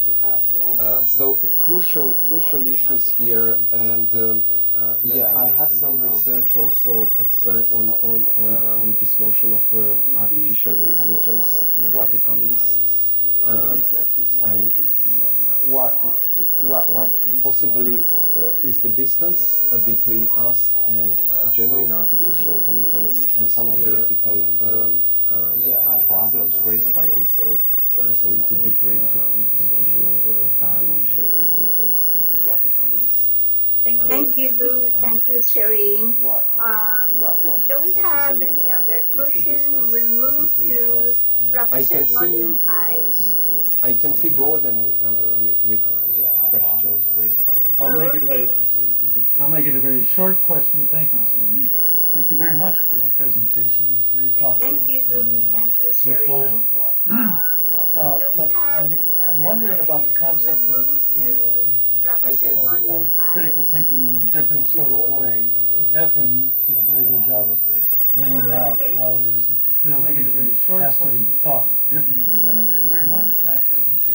Much of the Western orientation has emphasized analysis, not simply the question why, but the rigor of the analysis in any adequate answer. And in some respects, that's not been terribly successful. Because analysis can wind up just never getting at an adequate consensual position. But there is another model of critical thinking that's part of the West, and that is the Kantian notion, where in some respects critical thinking is really search for the conditions for the possibility of any possible analysis of phenomena. And that is perhaps something of what is needed now. If in fact we were to connect with the multiverse and many verse and various other alternatives that you're considering, simply because it's through the examination of those conditions that you can see how there could be unity in the differences that were to connect. I'll leave it at that. And wondered what you thought of that. Well, thank you so much. I mean, that brings. I'll try to be very short as well, being aware of the time, but that simply raises a question which is so central for my research. I completely agree. One thing that Kant does is to talk not only about analysis but also about synthesis, and it's crucial to keep these two together. And one thing that Kant does is also to explain why we cannot have analysis without a prior synthesis, and why even an analysis presupposes a notion of synthesis. So these are together very important and shouldn't be separated. And you're right that perhaps one of the problems of a defective notion of critical thinking is that which puts emphasis simply on analysis. But you raise also the crucial, the other important question of what exactly do we take critical to mean. And critical for the Kantian tradition is not simply criticizing, but investigating the conditions, the necessary conditions of possibility. I did a bit of work, and this is what Chandana was referring to, on Maya epistemology and the link to the Kantian tradition. I think there are important links here, and these are crucial to develop. And yes, absolutely. I think without a change in the way in which we conceive of critical thinking, we are not going to have critical thinking as a part of the solution to globalization. I note that in many cases, particularly in philosophy, not so much in sociology, but or in social sciences more generally, but particularly in philosophy, sometimes debates seem to be seem to carry on as if they were taking place before Kant wrote his work. They are still carrying on a model of thinking which is pre-Kantian, and I think we need to do more effort to bring in line our philosophical thinking with some of the crucial developments, particularly those brought about by the Kantian tradition. So yes, thank you so much for this question. I should mention that I recently completed a project which took me about 10 years. I started 10 years ago. Routledge has this series of books called Philosophical Minds, and the series started with a project of a book on Kantian mind, which I edited together with Mark Timmons. We recently submitted. It has 45 chapters looking at trying to survey what is called the Kantian mind, the various aspects of Kantian thought, and critical thinking is of course crucial for this. Thank you so much for which I Excellent. Thank you. Mark Timmons. Thank you, Shireen, and we thank for giving a great presentation, and we are grateful that everything here is being done by Chandrakona Vidyasagar University, Vidyasagar Mahavidyalaya, actually, and they are helping. And we do have a lot of people sitting here and listening to you. So let us welcome Professor Gordon Heist, our long friend for so many years, I cannot count. So, Professor Gordon Heist, please start your thought and presentation. Thank you. Thank you, Shandana. And I will try to be as rapid as I can. Unfortunately, Don Habibi had said he's a technological novice that's unfamiliar with a lot of technology. Thank you. I think I'm much more stubborn, and I've unfortunately not got a set of displays or a set of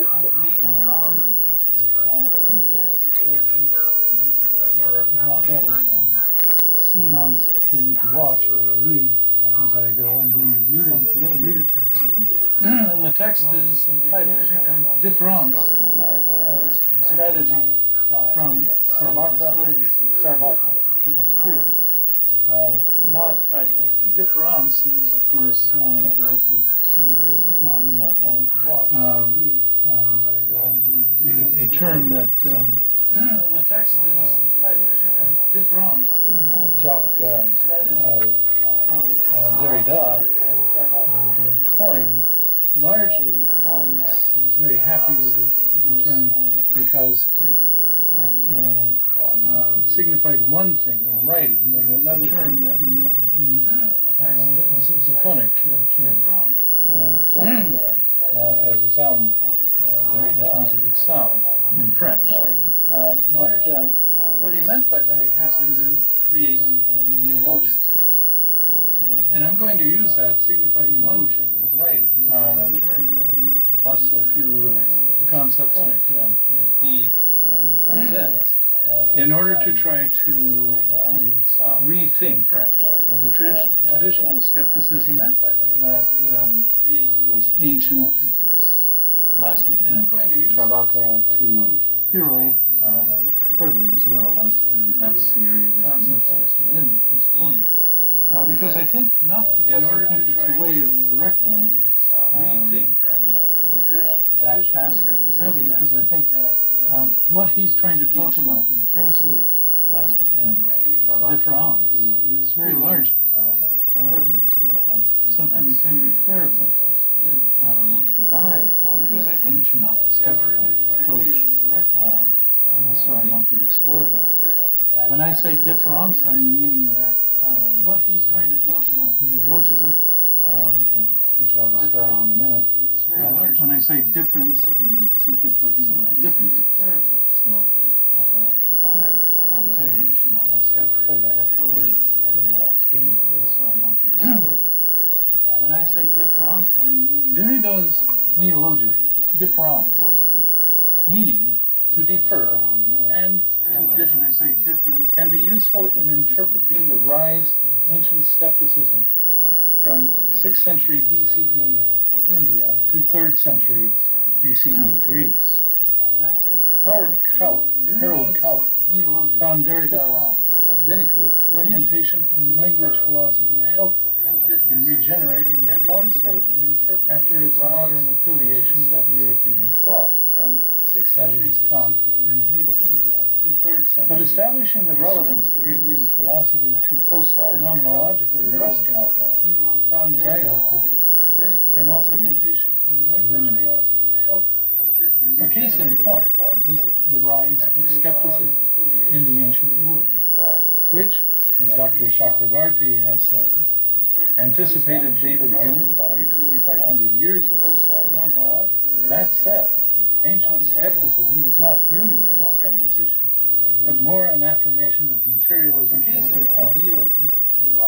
And when its career is thought about in relation to difference, its argument concerning not only the status of our knowledge, but also the limits of judgment, might be more compelling than the bundle of sense perceptions which some say Hume leaves us.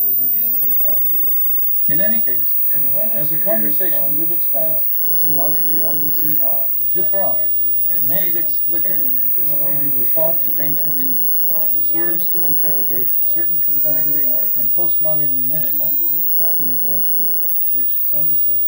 The topic of this paper is therefore the relevance of ancient skepticism to postmodern, or more appropriately, post-phenomenological difference. To make the case that at a minimum, a connection can be made between ancient skepticism and modern difference, and at most to show that the latter gains credibility from the former as it describes what Derrida called a play of the trace that is older than being, and which he likens to a, quote, bottomless chessboard on which being is put into difference. It is first necessary to do that. It is first necessary to understand what Derrida is talking about. There are many trapdoors that work throughout Derrida's discourse. And for that reason, I will confine myself to certain concepts and non-concepts of Derrida's philosophy, including epoche, deconstruction, and difference itself, and also Korah. My time is limited, so I will make comparisons with ancient skepticism along the way and work towards an eventual conclusion that ancient skepticism, Derrida's philosophy, provides a way of life uniquely deconstructible and accommodating this play of difference and also Korah Derrida talks about, and which is linked in his thought, at least so I believe, to certain practical urgency, such as working towards a measureless friendship and justice in a democracy to come. By measureless, he means that I asked the question at the very end of the politics of friendship. When will we be ready for an experience of freedom and equality such that it is capable of respecting experiencing that friendship which would at last be just beyond the law, and measured up against its own measurelessness, which is why I choose to talk about it as measureless. Epoche. Let us begin at the beginning with the grounding concept of epoche. The contrast between the worldliness of the Charvakian epoche and the transcendental idealism of the phenomenological epoche, which Derrida labors to move beyond, suggests a common ground might be found in the timeless project they both share.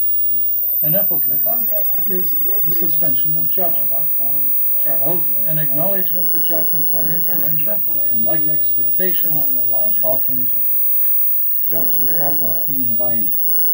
For Charvaka, an epoche is a deliverance from the presumed truths of inference For Husserl, Edmund Husserl, it is a deliverance from the natural attitude for the discovery of the phenomenological residuum of pure consciousness. The Husserlian epoche is not a skeptical epoche. As Husserl says, it does not function as doubt.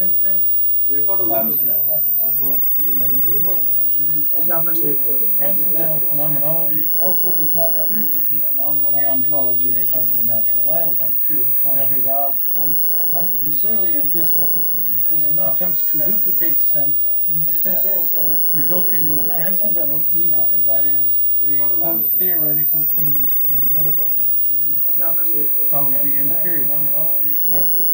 He complains, as Charvaka presumably would, that, quote, in fact, no language can cope with the operation by which the transcendental ego constitutes and opposes itself to its worldly self. As Charvaka would see it, the function of the epoch remains worldly, however we interpret the meaning of worldliness. Concerning that worldliness, Charvaka's ontology is even more reductive than Derrida would accept. The soul as the seat of consciousness is nothing other than the added attribute of intelligence that distinguishes the body. Consciousness arises out of matter, there being no separate concerning that worldliness, and nature is indifferent to all human value. Yet the intellectually combative Charvaka, as Amartya Sen refers to, did hold that distinguishes a philosophy of value based on identifiable pleasure. This does not appear to be licentiousness, as it is easily made out to be, nor an analytic, such as utilitarianism made out of hedonism. Madhavakarya's 14th century collection of philosophies, called the Sarva Darsana Sangraha, retains this line, which accords best with what Sen implies by identifiable pleasure. It is not, therefore, for us, through a fear of pain, to reject the pleasures which our nature instinctively recognizes as congenial. We are, as humans, conscious beings made of matter and shaped by the pleasures to which we are drawn. Pleasures are motives, not inferences. Often enough, motives were overcome our fear of pain.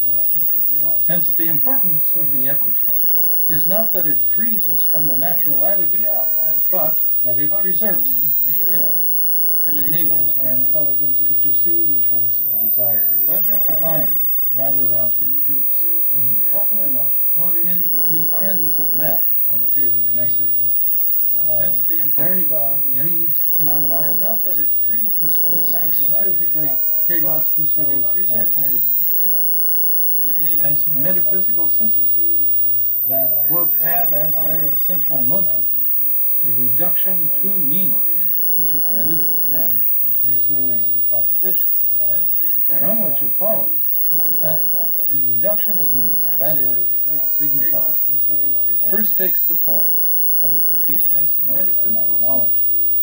And, put simply, if one strives to reduce sensory experience to its meaning, sensory experience itself forms the critique that in turn challenges the reduction.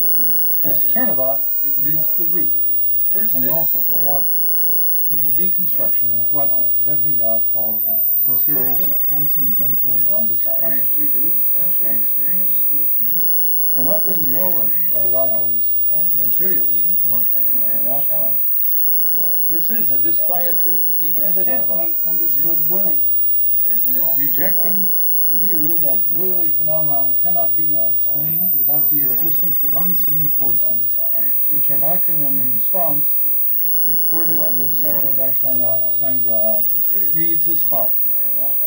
But we cannot accept this objection as valid, since these phenomena can all be produced spontaneously from the inherent now, deconstruction. In the title, I called difference, strategy. It is, Derrida says, neither a word nor a concept. Reference is not to a sign, but to a signifier, spatio-temporal events. Is also the driving force, perhaps the steering mechanism for his philosophy. He does give that philosophy a name. That name is deconstruction. I shall discuss the philosophy first. Deconstruction appears to be a play of opposites, but I submit it is better to think of it as a bridge between its central construct and the continual need across time and change to dismantle.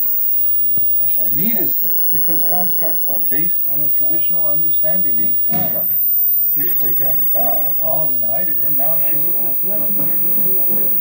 We've been time and again talking about and the continual need.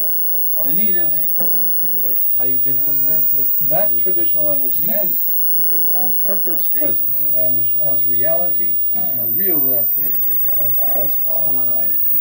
Rather than Heidegger's term destruction, which implies annihilation, despite the fact that Heidegger did not seek to bury the past, but to free the history of ontology of its hardened tradition. Deconstruction addresses the issue of our ongoing use of language to isolate the flow of discourse and represent experiences through representation and abstraction, presencing, which are created through an undue reliance on nomination, immobile nouns, rather than dynamic. Addresses the issue of our ongoing use. Now, the influence of Martin Heidegger in this deconstructive strategy is quite discernible. A century ago, Heidegger called the destruction of the traditional content of ancient Western ontology. This served Derrida well as the inspiration for his own philosophy. Deconstruction avoids the negative connotations of destruction and limits the representative glossages, including and most especially names. It works to free language, to express a chain of possible substitutions that arise in context and that can at times spill over from language to reality.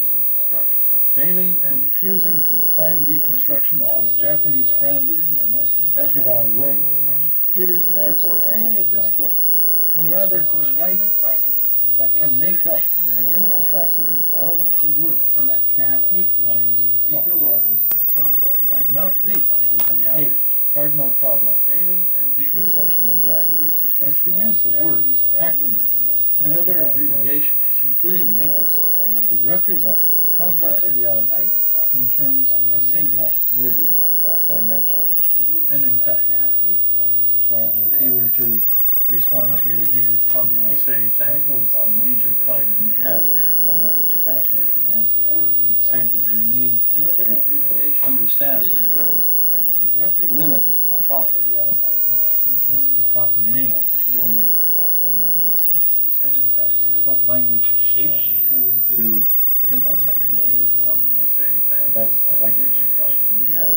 Heidegger and Derrida were both well versed in Socratic Greek thought, but paid scarce attention to the intellectual importation of Eastern thought through Alexander the Great's campaign in India. The central significance of that campaign was its Hellenization of the Mediterranean world. Cyril, however, traveled east with Alexander and espoused a skeptical way of life on returning from Greece. He also met Indian grammarians who shaped the philosophical side of Hinduism, from which rich commentary lasting for centuries developed among Hindu priestesses and Jain philosophers. Alexander Hellenized Egypt, Rome, even some of Italy. But through Pyrrho, Greece itself was introduced to Indian philosophy, from which Sextus Empiricus describes the end of Pyrrhonian skepticism as, quote, quietude in respect of matters of opinion and moderate feeling in respect of things unavoidable.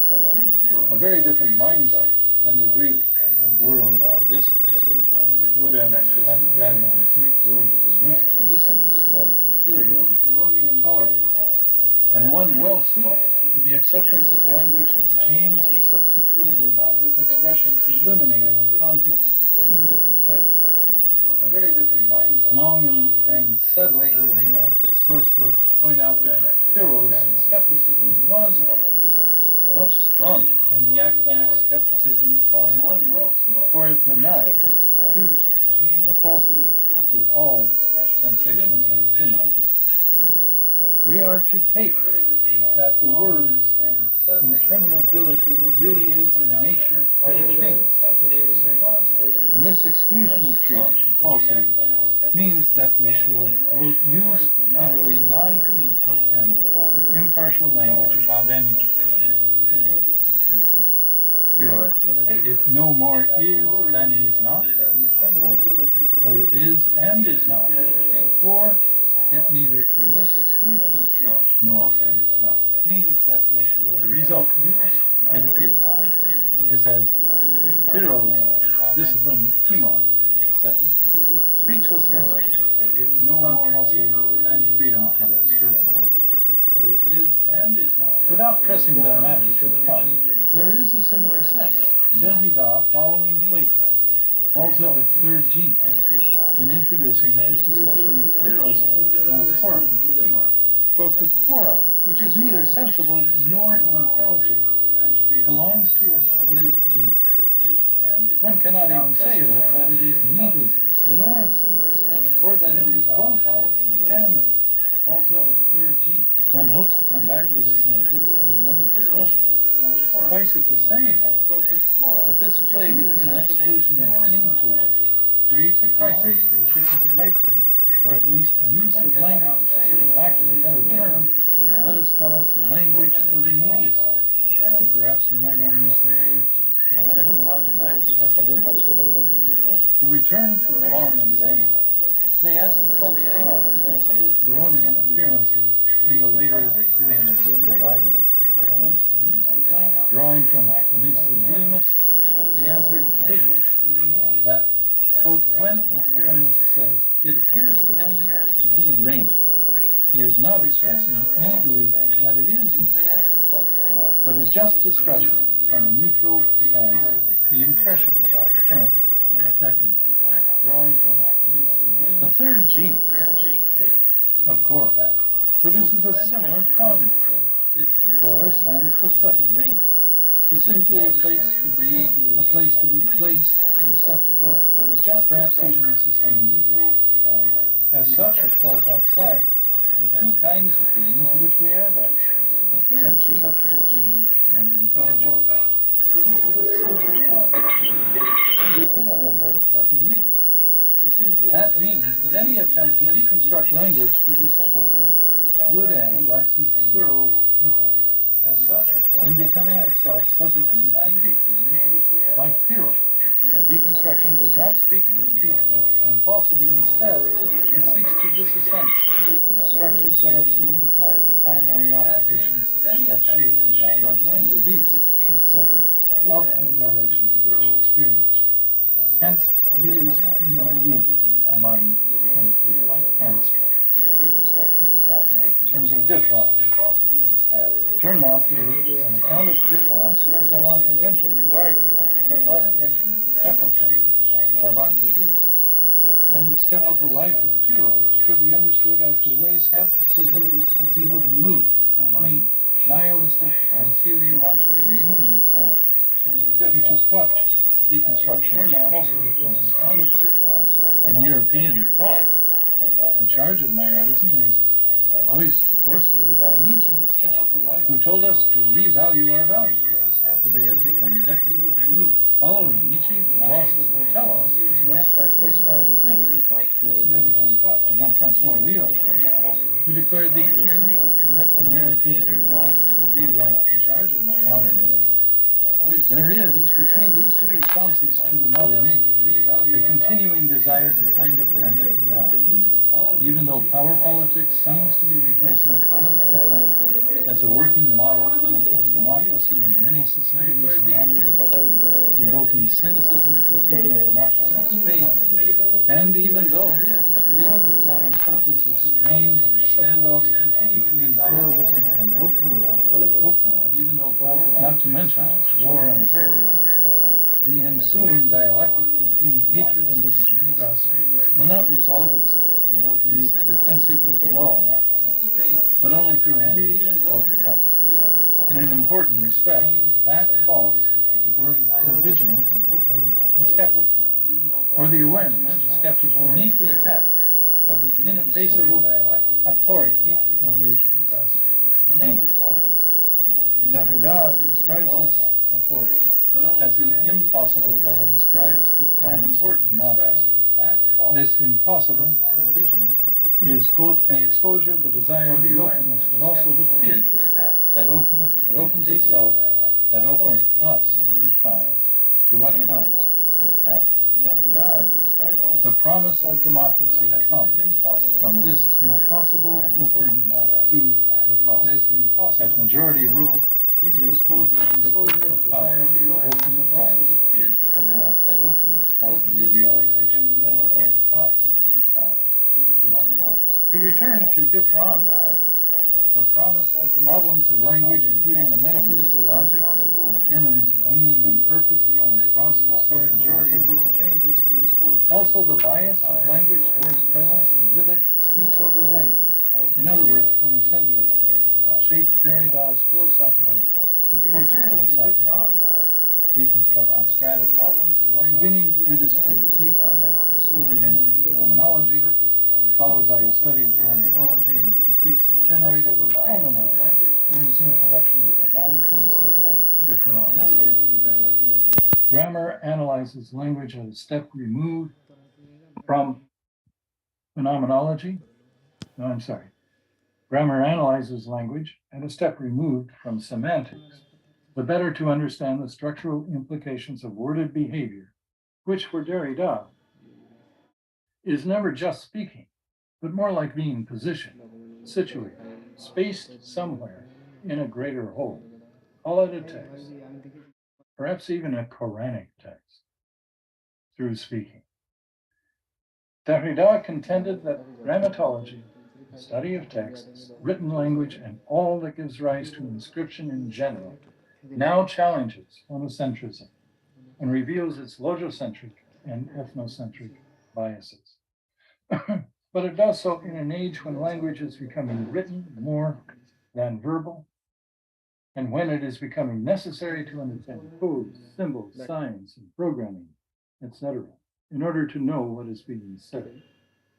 From Charvaka to Piro, the problem was the reverse. One had to understand the spoken word to detect the logic behind it. But in both cases, grammar, in effect, gives structure to language and seeds thought for the ideas that are its fruit. The matter of thought comes from outside through perception, from the world the body perceives, and from the body itself. Thought, always conditioned by its sense perceptible matter, nevertheless has its telos that is neither reducible, predetermined, nor predictable on the basis of its matter. If it were, thought would remain primitive, bound to its reactions to the sense world.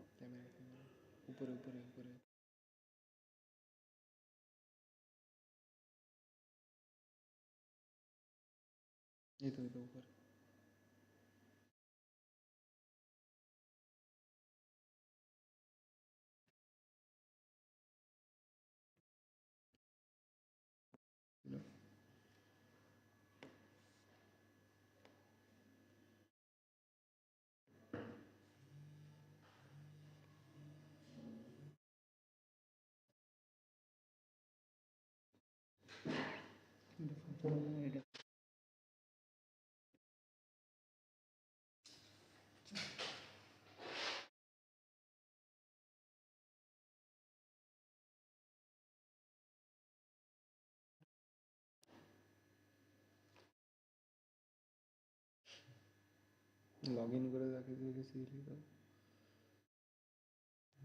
জুমে আমারও কমেছে সকাল থেকে না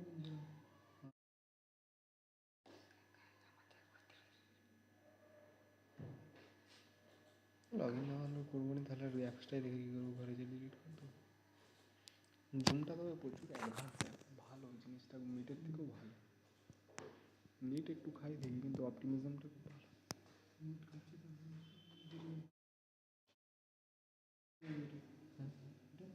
তো volume কি ইয়ে তো নাই হেডফোনে শুনে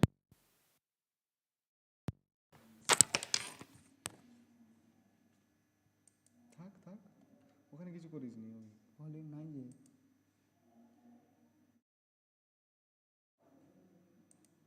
ভলিউমটা একটু নিতে পারেন এখানেও নেই ভলিউমটা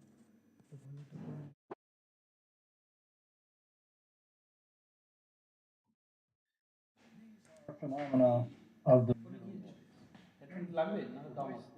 হেডফোনটা না হলে তো সাউন্ড হবে না আর কতক্ষণ চলবে mind properties and body properties, as we assign them, become unglued from their structural placements.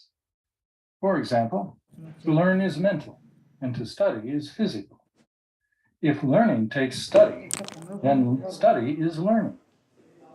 Even though to study is not yet to learn, and to have learned is to no longer study. Phenomena of the middle voice are not normally paradoxical, but they appear as counterfeits in the structure of language. What they tell us, as Chomsky was good at pointing out, is that language has to have a structure capable of developing a generated, not simply a static, grammar underneath the behaviors that produce the material for its content. Its structure only comes from sorting out elements and grouping them according to function. For Chomsky, that implies a depth structure or rules of grammar that are innate to humans.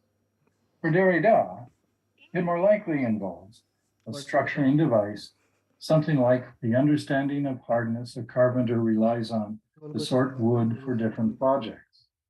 That understanding is not perceptual knowledge as such, but more what Derrida calls a trace. Perhaps the carpenter calls it an educated guess, based on differences the carpenter has experienced with previous wood types, or the trace that a sign leaves as it ranges across different signifieds,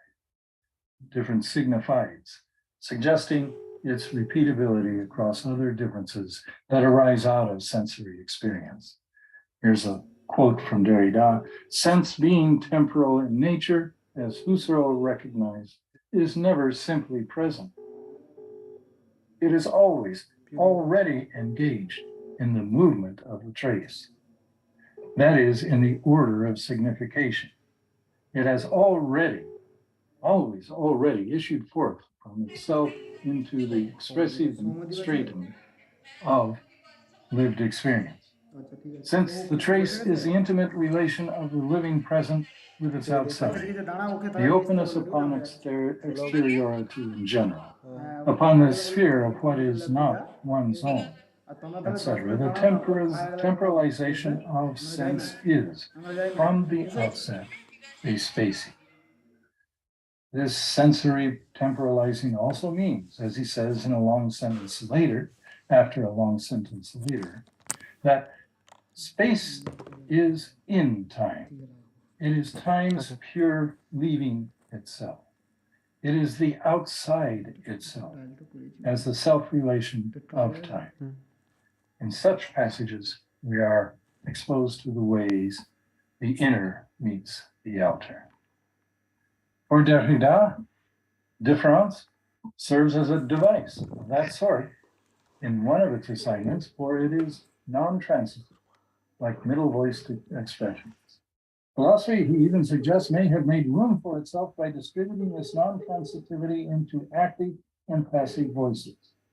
The point is linguistic, and heavily so, but not innately so.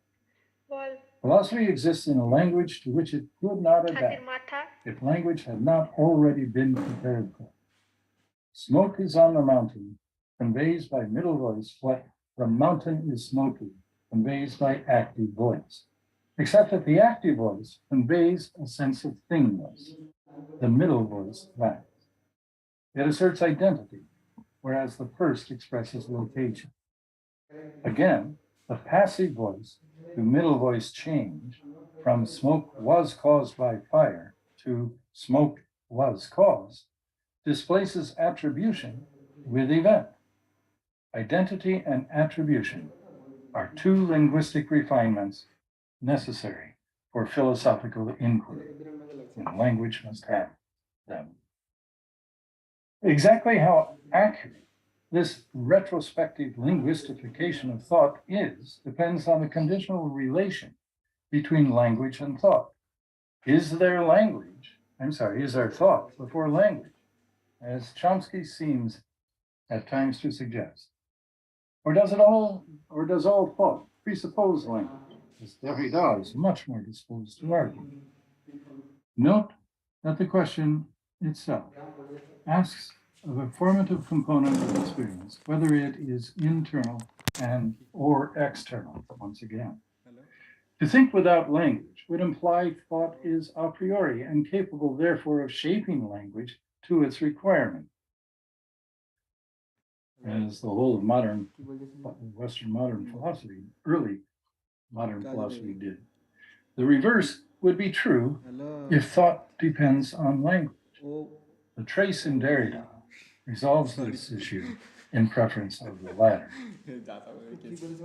Ordering conditional priorities, such as this one, has a long history in Western metaphysics, and a central concern of Derrida's deconstruction is to dismantle its hierarchical control of thought.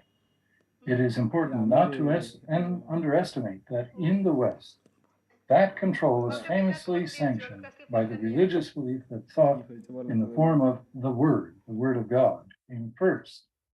John 1:1. In the beginning was the Word, and the Word was God, and the Word was with God, and the Word was God. End quote. Aristotle's active intellect and its influence on St. Thomas Aquinas and Augustine's doctrine of divine illumination provided added testimony to the priority of the divine word of Logos to medieval thought. Even though this may invite comparison with the word of Brahman, which is held to be eternal, it is not the same. Brahman is a cosmic principle, underlying all of reality, whereas the God of Western scriptures transcends all reality. The word of God comes from without. The word of Brahman is one with the cosmos. Now, Derrida's grammatology is in open defiance to what he calls the logocentrism of Western thought. Language may be prior to thought in that the linguistic sign or trace provokes thought, but then what we mean by thought must depend on the nature of that sign. Therein lies the problem with this response. Stepping aside from the religious context, the sign of an inferred signifier is different from the sign of a perceived signifier. Logocentrism, reason-centric thought, is necessarily inferred thought and therefore always judgmental. The logos of logocentrism means word, of course, but centric refers to reason-centric thought, which for Derrida has always relied on a metaphysics of presence. Now, admittedly, connecting reason to the metaphysics of presence takes a bit of doing. Derrida's early critique of Husserl prepares the ground, showing how phenomenology relies on the architecture of transcendental subjectivity, in particular with the idea of a lived presence. The lived present, Derrida writes, is, quote, the conceptual foundation of phenomenology as metaphysics. He says, while everything that is purely thought in this concept is thereby determined by ideality, the living present is nevertheless, in fact, really, effectively, etc., deferred ad infinitum. This difference is the difference between the ideal and the non-ideal. How's my time? Am I running over? go on? I've only got a bit more to go. But if you need me to cut, I will. Hearing nothing? Your timekeeper is not logged in at the moment, but I think that you are doing good with time, and you should be done in like 2 minutes. So you have 2 more minutes. Thank you. I will. Yeah, Go but ahead, then. I'm here. I'm here. Can you hear me? Yeah. Yes, Okay, ma'am. So after, Okay, good. as Samana has said, we'll take few questions because we are running, little late. Oh, okay. Well, let me just say, I'll skip to the conclusion. It's a simple conclusion. That the somewhat Herculean task of overcoming our fixation with the present and present scene can take important lessons from the history of ancient skepticism. Among these are the insistence that we cannot justify inferences without making judgments, and there are no ways to know the world independently of our sensory experiences. The trace that Derrida talks about, the indestructibility of sensory experience, the lesson of the fiction of the Korah, teaches us it's about the true and the necessary. All those things are all creative repetitions of what has gone on before, gone on long before, starting with ancient India. Okay. Sorry to stretch you. Thank you, Professor Heist, for Okay. coming here and sharing your ideas. So this is a lot of people from basically overseas, but the college faculty and students are also hearing. And I would invite anyone from the panel who would like to ask Professor Heist a question. And we have one or two questions which we can take now. So please, anyone have a question? And Gordon Heist, Professor Heist is ready to answer. Thank you. Thank you. Thank you, Shanana. Thank you. Is there anybody raising hand or asking question? No, not that I can see any. I don't see any comments in the chat box. No hands raised. Hi. Can I say something? Yes. Can you hear my voice? Yeah, hi, Gordon. I like your speech a lot because you mentioned lots of contemporary theories that I am really enjoy. Okay, and as you mentioned, the concept of the outside, it's really interesting because Deleuze also mentioned he tried to incorporate Foucault's idea about the outside. Yeah, because his concept of the monadic subject. Yeah, when you talk about a subject and the transcendental subject, I was so excited because Deleuze tried to respond to the concept of of transcendental subject, trying to talk about kind of immanence, because he mentioned that you have to use immanence instead of transcendental idea to talk about a subject. And also he mentioned that you can try to consider that the monadic subject, just like what Leibniz mentioned, can encounter a way of enfolding and unfolding while the subject encounters the outside world, especially the outside. Yeah.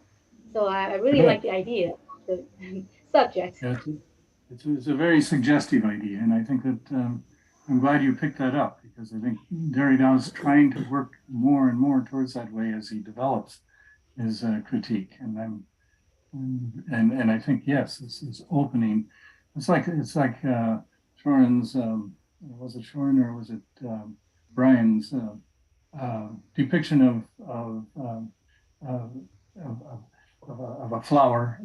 I think it was a flower that where all the parts are interdependent, as contrasted to the sense of the complication you get when you have different things going on, too many things going on that you don't see a sense of unity.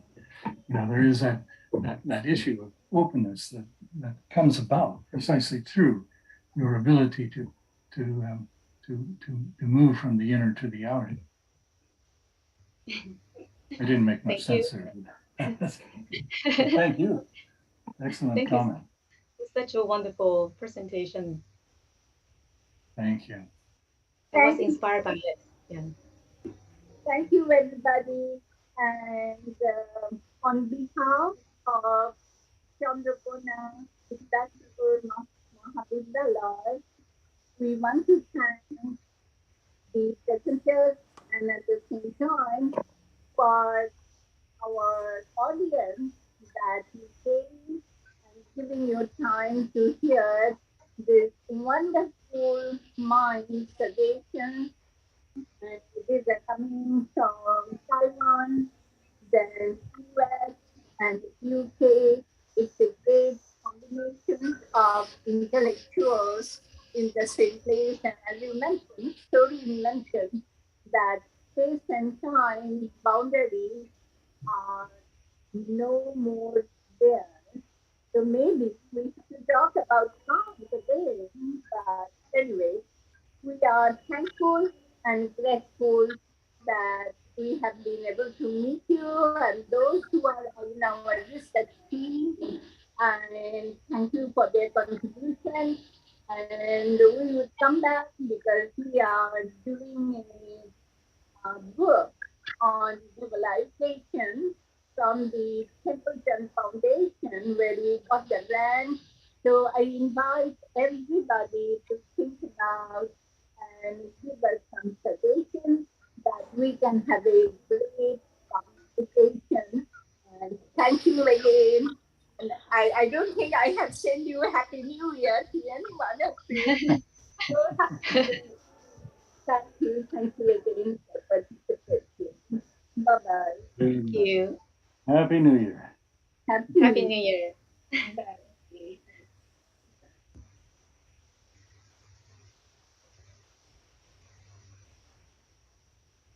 Thank you, everyone. It was really nice listening to you all. I'm hoping that we would have many more opportunities like that in future as well. Thank you for your time. Thank you. Thank Thank you. you. Bye. Bye-bye. We are now off. Nice meeting you. Look forward to meeting you face to face. Thank you. Thank you, Thank you. everyone. Thank Thank you, you. Catherine, Gordon, and Celine. See you, Shandana. Bye-bye. Shanana, bye-bye. Bye. Bye. Bye, Gordon. Bye, Susan. Recording Bye, everyone. Bye. recording stopped.